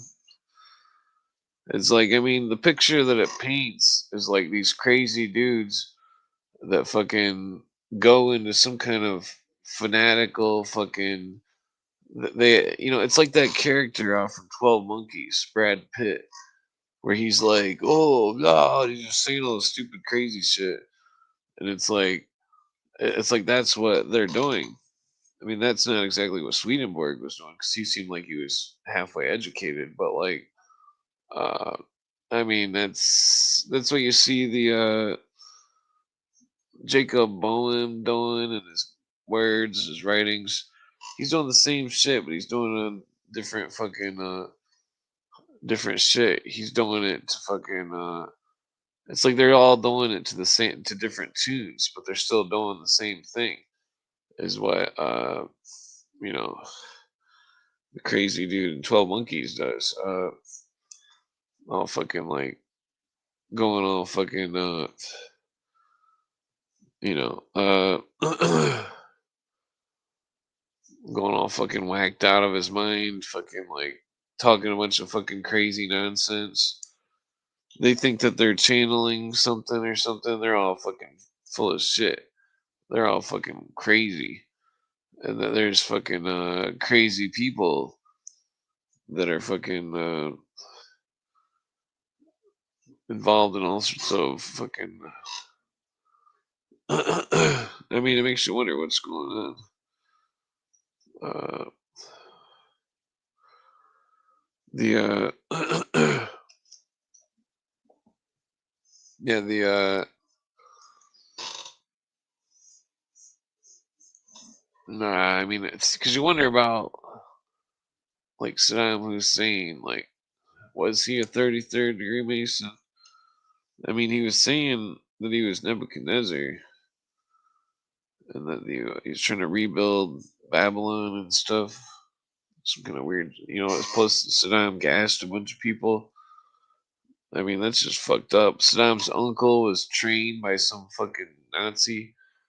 Uh, that the Muslim Brotherhood was basically started by a bunch of Nazis. That it's like the World War II stopped. A bunch of Nazis, different kinds of Nazis, went in all different directions. Some to England, some to Russia, some to South America, some to NASA, some to like Wisconsin, some to Cairo, and then some to Wall Street. The ones that went to Wall Street, some of them changed their name to fucking Hebrew names. The ones that went to Cairo changed their names to fucking Islam names. And that fucking others went other places and still kept Germanic or Norwegian type names. Uh, different strange cults arose in all parts of the world. I mean, like Canada and Switzerland. I mean, they were small cults, but they were like an outer ideology, which was, because what the cults do is that they operate in secrecy. Most of the time, if you get a real occult book, it'll say right at the beginning of the book, if you are not a member of this society, then burn this book. And that's not an exaggeration. I've seen it in the books. And that I mean, people are unaware of these high levels of compartmentalized secrecy.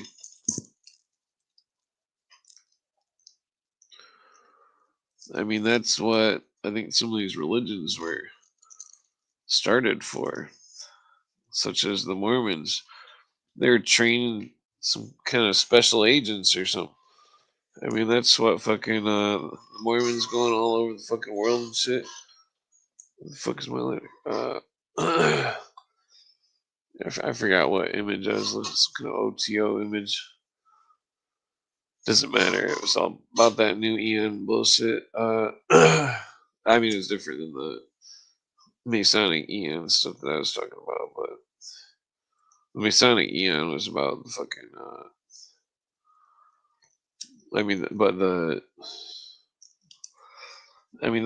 connection with those theosophists, the dogma that was created by Baron von Reichenbach of the Odic force. It was a rebranding of mesmerism or animal magnetism or hypnotism. It's like the animal magnetism was kind of like hypnotism, but it was different. It worked in ways where people could be magnetized, quote unquote. That's just the term they were using. they could be magnetized to taste the same foods as the person that was the head of the circle or whatever. And that the people would also sense a pinch on the arm or a smell or or an alcohol feel if they were to drink a beer or something.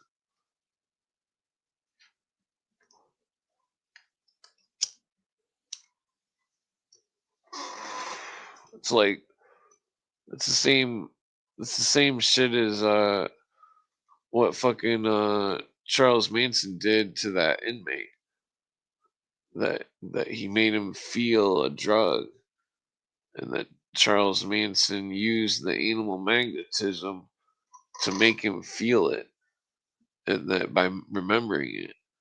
And that the same shit with Crowley when he's walking down the street and he says, "See that guy over there?" And then fucking my camera freeze. He's walking on the street and he's saying, and he's saying, "See that dude?" And he's saying, "Watch this." And he starts doing the same stuff as the dude. He's magnetizing the dude somehow with the psychic imprint, and that he's making the dude fall because he falls. He magnetizes himself to the dude and then makes himself fall to make the dude fall.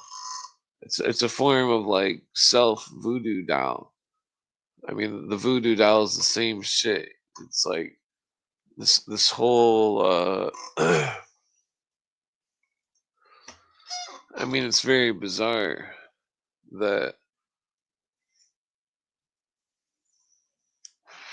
I mean, it's crazy how you look at some of that stuff that went on in Cuba no, was it?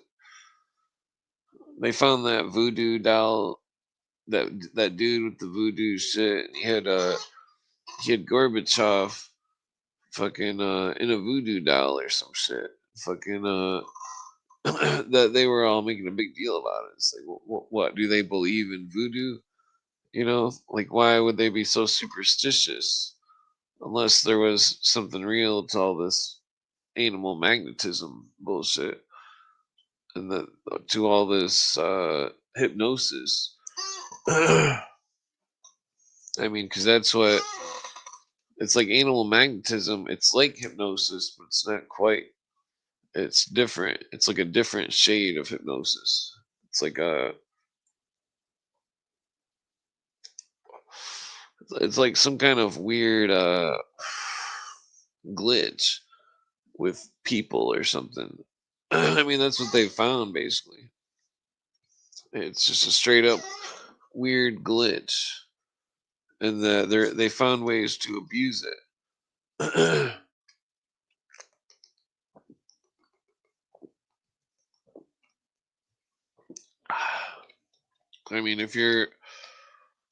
I mean, think about this. I don't remember what book of Dark Side of Freemasonry what it was, but it was saying there's all sorts of stuff that was. It's like all these different occult orders use the same initiation.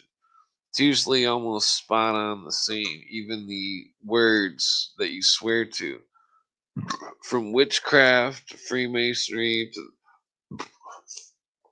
excuse me, the mafia to the Mormons to the fucking Illuminati. All the same fucking oaths, all the same uh, drawing of the circle and swearing on the heart, and there's even a degree in the Scottish Rite where the degree says something about a person's skull being split open and the top of their head shining in the sun or some shit, some kind of crazy shit. I remember reading it like, what the fuck? Like, what is this shit? Like, fucking, this is some wild shit. I mean, that they're akin to Buccaneers and the Oaths. I don't know. I think that was the 14th or 21st oath or something. It's like, what does that mean, Buccaneers? Are they talking about pirates? I mean, what is pirates doing? What were they doing on all these islands? The people wondering about Puerto Rico. It's like, what is going on in Puerto Rico? These pirates, these I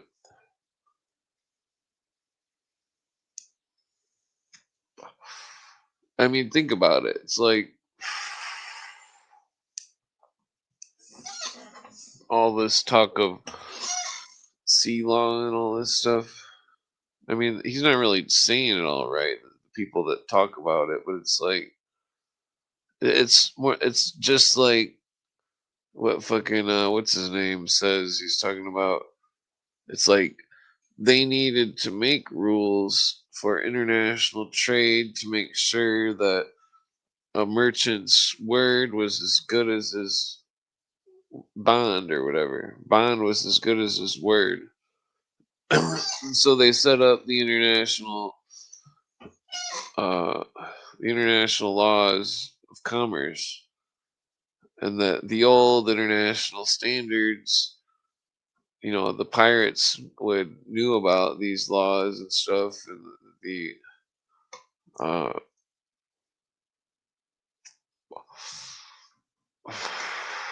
the old standards were.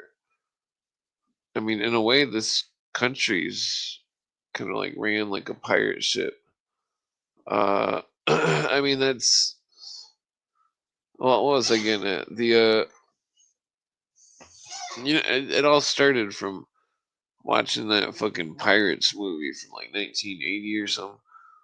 It was like, what are they doing? Fucking, I'm like, they just knocked 3 times and said that he's from the Eastern Star. I'm like, there's no way that this isn't a Masonic movie. And I'm like, this is crazy. And fucking, he knocks 3 times on the floor, you know, and when they clear the lodge, the Masonic lodge, they knock on the floor. Some of the Masons, depending on which group you're in or whatever, but like they go to the corners and they clear the floor, and it's all relevant because of the fucking the way the pirate ship decks were. The Mason lodges are just like the pirate ship decks, and it's like the pirates practiced a form of Freemasonry. In the movie, he says, "Oh, my ship was named the Morning Star," and then he knocks 3 times on the floor. Because that's what when you go in the Masons, you knock 3 times, and you say, "I want to receive the light," which is But so, and then the movie was all about this gold statue. There's a gold chair from some Aztec pharaoh, and then the chair was a vast treasure of gold, solid gold,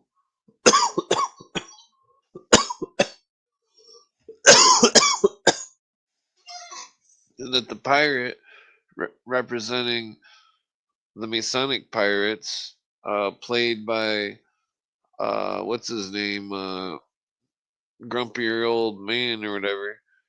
What's his name?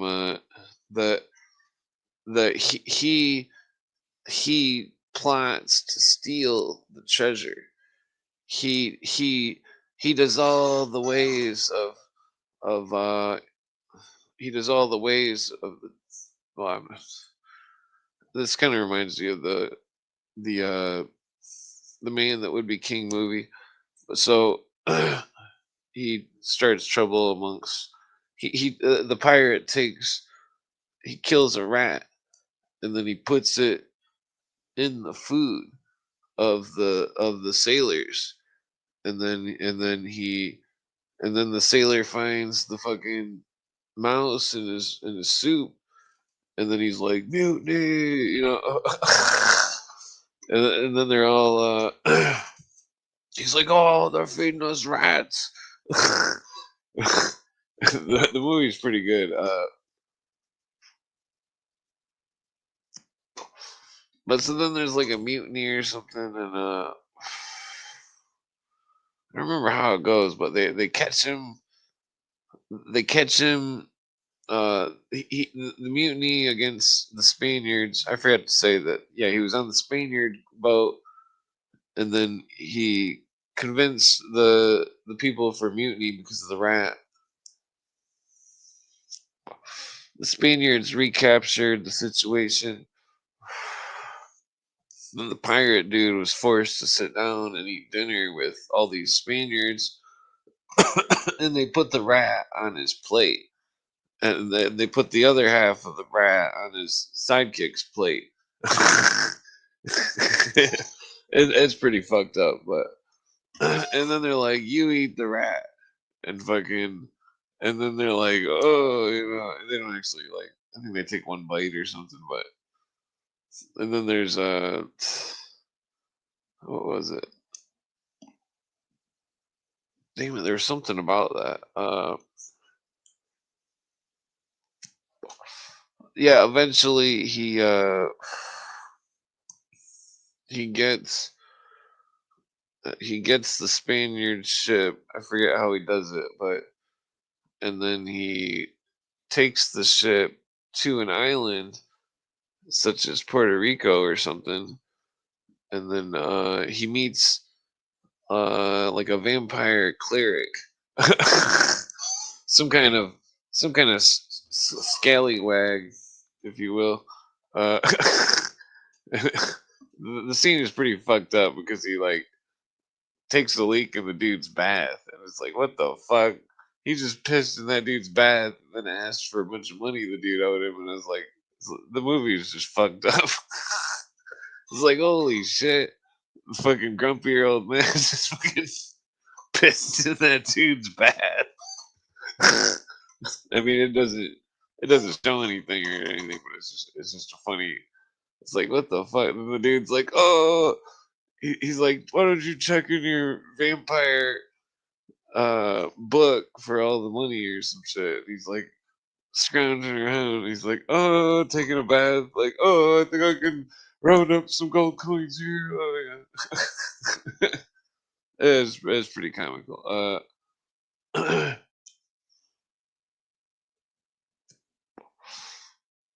Yeah, but in the movie though, the end,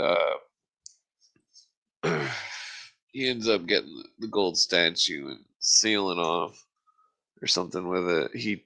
He takes the statue, and I mean, I think the statue's still out there.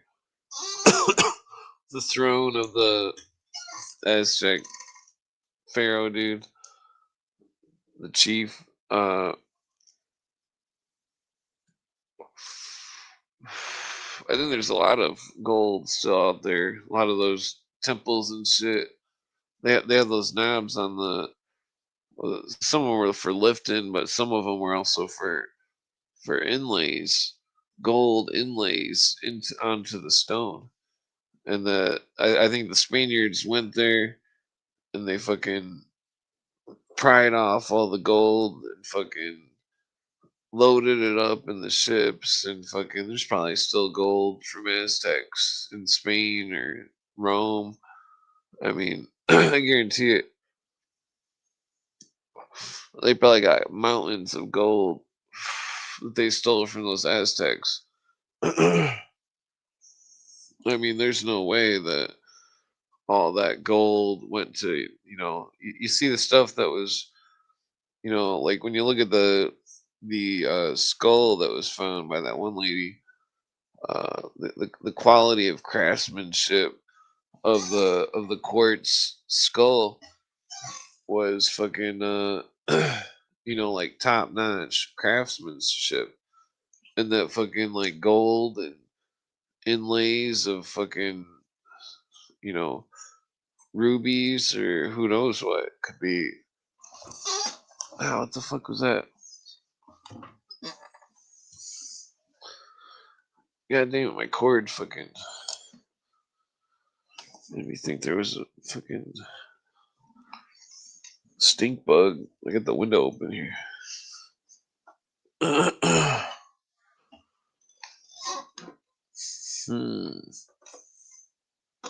Okay.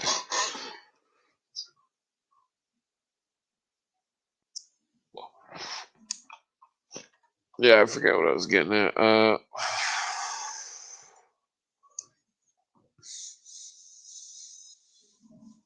Yeah, this was part of the OTO right here. Let me see if I can bring it on the screen here. There it is. Yeah, Stella Matutina, Orient de Donostia.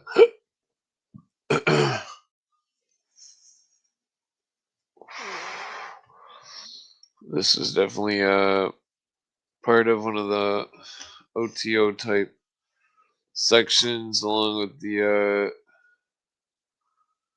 what was that other one? The what the fuck was that called? Some kind of female right in France that was involved with some kind of brothels. Is involved with the Scottish Rite in France. Not Palladium, pilgrimage, or no, that's not some kind of word like that. Some kind of I got it in my notes here, but I got a whole shit ton of fucking notes going on that need to be sorted out.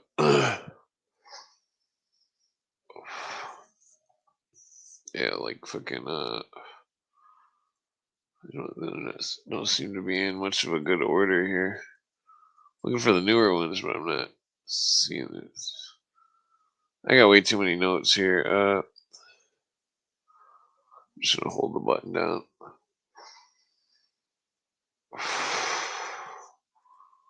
Okay, I gotta be getting close to the.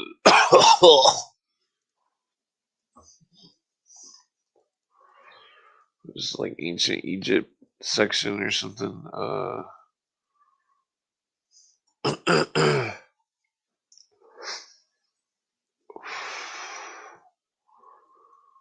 Yeah, so the whole man, these are in like the worst particular order of notes here. Oh, there's a fucking cool alien fucking supposed alien spaceship.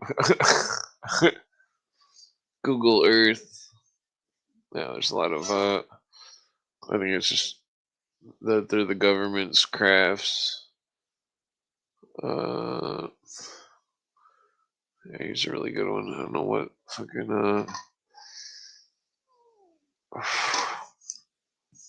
I think I got it in alphabetical order on accident, not uh yeah, it's gotta be in alphabetical order here. Well, maybe I should just go to the S's because it's for the there's the OTO one and something else I was looking for here. Where's that?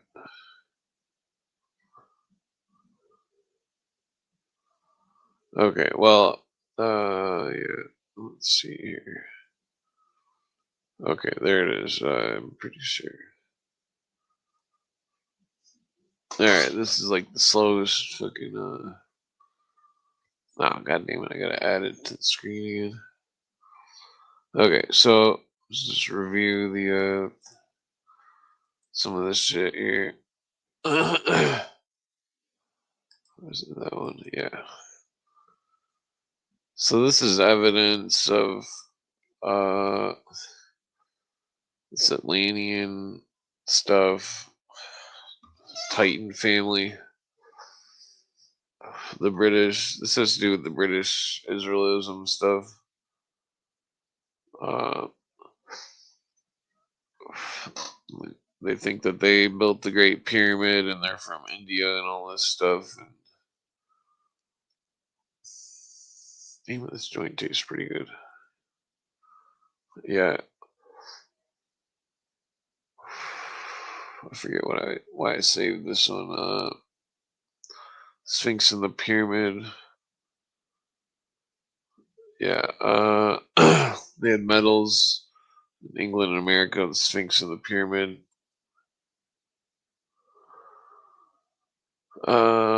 What is this? This is American type stuff. Franklin disliked the eagle as the Republic by the Great Audubon. 1782, the Great Pyramid was chosen practically without debate under the number of designs for the reverse of the Great Seal of the United States by ancestors who wrought more wisely than they knew. 1882, the bronze tars of England and America, the only nations upon the face of the earth called brethren, landed together upon the shores of the delta of the Nile, the first time since our independence that the flags of the United States, the Great Britain were side by way. This is about fucking world government here. The streets of Alexandria, England, Egypt, United States flags are displayed upon the staffs bearing the eagles of ancient Egypt and America. On the British flags chosen, modify. Oh, I didn't get the rest of that. It could be in this. No, let's see. Wait, it might be this next page here. I don't know if it probably is this next page talking about sphinxes and pyramids. Let's see here. What is this? New World, blah blah. Egyptianism, wrong existence. It's just about some Atlantis bullshit. Oh wait, no, the Yucatan. That's why I saved it. Massive stone pyramids. Yeah, he's saying there's. I mean, is the Yucatan directly south of the Mississippi? Oh wait, yeah, this is in a PDF. Okay, so Le Plungeon, that sounds familiar. Explorer of the Yucatan, the ancient Maya historic hieratic alphabet discovered. Blah blah. Maya's Egyptian learned the art of writing from the same people. Legend was accompanying. Blah blah. Interpreted the Mayan language. Yeah, this is he says Mayax, Mayax. This is the same language that Churchward uses in Arcana Freemasonry. Yeah, so I'm not sure where I'm at with the notes right here. Fruit, the sun, Sphinx. What is this? The capital of France still retains its name, Paris. Para Isis, under the protection of Isis, Virgo, blah blah. Notre Dame. Interestingly, that Notre Dame was sabotaged a couple years ago. The architecture represents zodiac, blah blah. Celestial tree bears a fruit, namely a sign for every month. Just as the planisphere of the serpent Hydra extends through the meridians of the signs of Virgo. I see. Yeah, so Virgo is fucking Eve, the dove. The dove was the fucking the Pleiades, the dove. There's seven doves for the stars. Fucking goddamn couch. Fucking yeah, the notice the sun on the. I'm not sure what's going on here. Is this Baha'ism? How does it jump from that to that? Patty Hearst and Baha'i Phoebe Hearst. Okay, let's see here. Yeah, so here's the Ursula Rafaya, which is admits only Aryans to membership all across Europe. Around the same time, I noticed secret societies forming that were all the precursor for membership was to be quote unquote Aryan, and that the and this is just this is like the Italian version of Bohemian Grove. But I don't know if the original one was like Bohemian Grove, but or it shares characteristics of the owl and the artistry and stuff. The let's see here. There's some key figures. I mean, in the Nazi conspiracy that were members of the Alsha Schlafferei and the Schlarafei or whatever.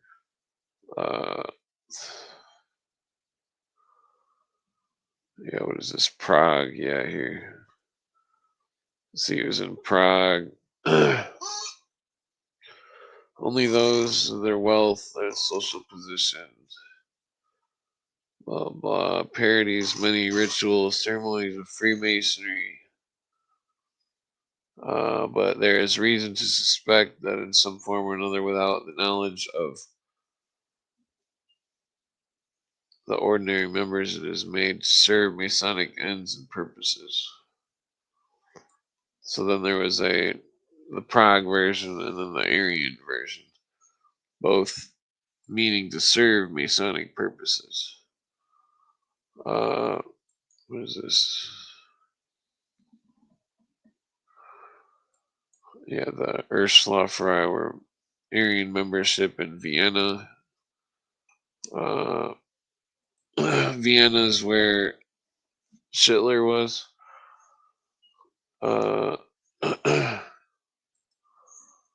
Let's see here.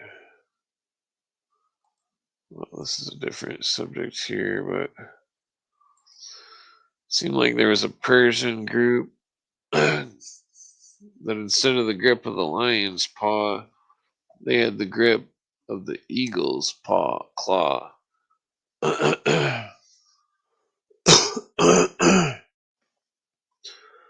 So it was different. And that here the lion's grip and the eagle's claw, two symbols, sprig of acacia, blah blah, the morning star, just like the pirate reference, blah blah. Review the death and resurrection, blah blah. Let's see, what do we got? Yeah, so here's talking about the Masonic lore, talking about the Queen of Sheba, which is the Masonic lore, represents Astarte, which is Sirius, and the so I would assume that Hiram of Tyre would represent Mars. Hiram Abiff would represent the sun, most likely, and that the Noel was King Solomon's son. I can't remember. No, yeah, I think King Solomon was his son. Hiram Abiff would have been Pisces, perhaps Mercury. I would assume. But so here it's an admission to the Queen of Sheba representing Astarte, which is the Babylonian Sirius goddess of orgy bullshit. The survival of the peculiar position, blah blah. The craft masonry connection with the promotion of blah blah. The vacant office of Harima Biff, blah blah. Perhaps the craft grand or royal sign. Blah, blah. Yeah, so there's some interesting stuff going on with the oh Jesus. Yeah, the workmen who had engaged upon the temple slain, lest they subsequently build another in honor of the pagan god Astarte. King Solomon. Remember, King Solomon was a symbol of the sun. Ouch, Jesus. I swear my foot's still like fucking broken or something. Ah, like fucking, it's not like the bone, it's like the tendon or something. It's like snapped or I don't know what the fuck I did. Uh, let's see here. I think I was just dehydrated or something. Blah, blah, what was I getting at? Yeah, quit smoking weed. Okay, well, cut back. Yeah, so the cubicle stone with the law, quote unquote, symbols 27, blah, blah, blah. The three culprits committed blank rather than fall in the hands of the pursuers. I don't know if this is the right order. Yeah, Ram talks to Cain, which was Vulcan or the Jupiter, I think. Learned that the descendants of the genie of fire is ultimately returned to the upper air, bearing with him the gift of the hammer of Tubal Cain, which was Vulcan, with which she was told, blah, blah. That's why Russia uses the hammer, the symbol of the blah, blah. Took the hammer into the brazen sea, blah, blah. The rest of the story. Yeah, the gold triangle, which he was suspended around his neck. On this triangle was engraved the master's word, which before he was, oh yeah, fling it into the well, later discovered by King Solomon, blah, blah. Talking about the Tetragrammaton. Okay, so these are going backwards, I think. Yeah, this is talking about Cain and descended from Cain, blah, blah. Elohim, fire, able from earth, consequence, which there's a bitter discord. These are all symbols, different planets and shit. Of descendants of Cain. I mean, some would speculate that they're families and stuff, but bloodlines. I mean, it's definitely possible. The molten mass was. There's many conjectures about if it was a symbol of the universe or what exactly it was. But so yeah, so Hiram Biff went to the center of the earth, uh, to the soul of the world, into the kingdom of Cain, where liberty reigns with him, where the tyrannous envy of Adonis ceases. There can be despising his anger. Taste the fruits of the tree of knowledge. There is the home of thy fathers. Oh shit! So this is talking about the Masonic, the dark side of Freemasonry. Because I mean that it's a complicated thing because there's different conjectures of what actually happens. It's all symbolism of planets and shit. The genie of fire.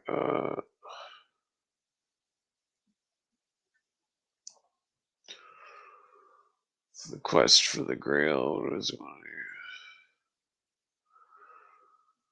here? Yeah. Here it is. The sword and severed head are connected with the spear, which drops blood.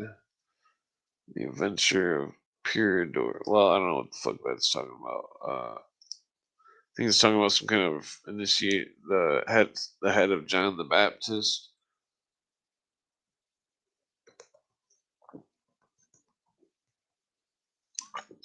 Well, here it's going into the fucking phallic cult shit.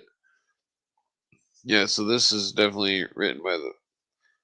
Well, I don't know if he's saying it in a way that he's pro that or something, or but the. I mean, this is that book, the fucking talking about the fucking castration cults. Uh,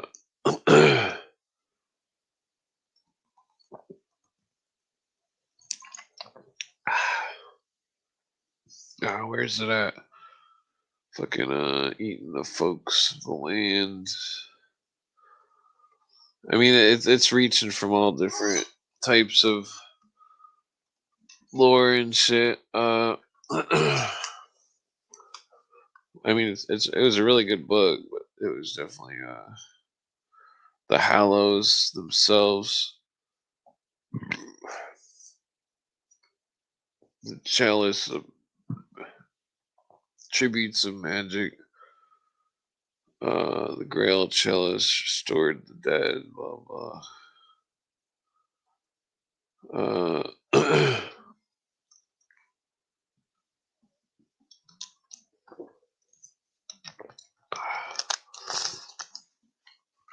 Yeah, so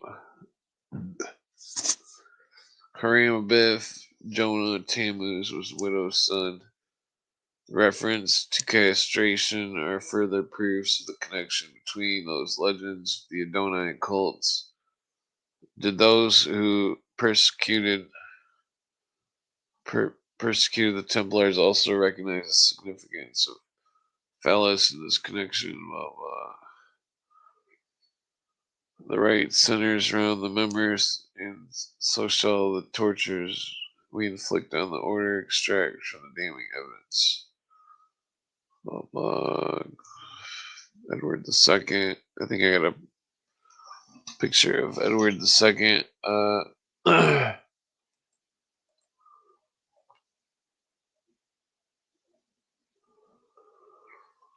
I think I'm gonna pass out here. Yeah, I've been on here a long time here. There's a lot going on with these. This is not the notes I was looking for. There's a lot of Masonic stuff going on in this. The grave, the head of the leg, the Grail spear, blah blah. Murdered by witches. Out of St. John either. Well, so that's interesting. There's a lot of interesting stuff here, but I'm too stoned and tired to cover it up yet. This is funny. Don't forget to get the ash marks on your forehead. Oh yeah, this is connected to the Bohemian with the Sat Baha'i, which is part of a Masonic thing.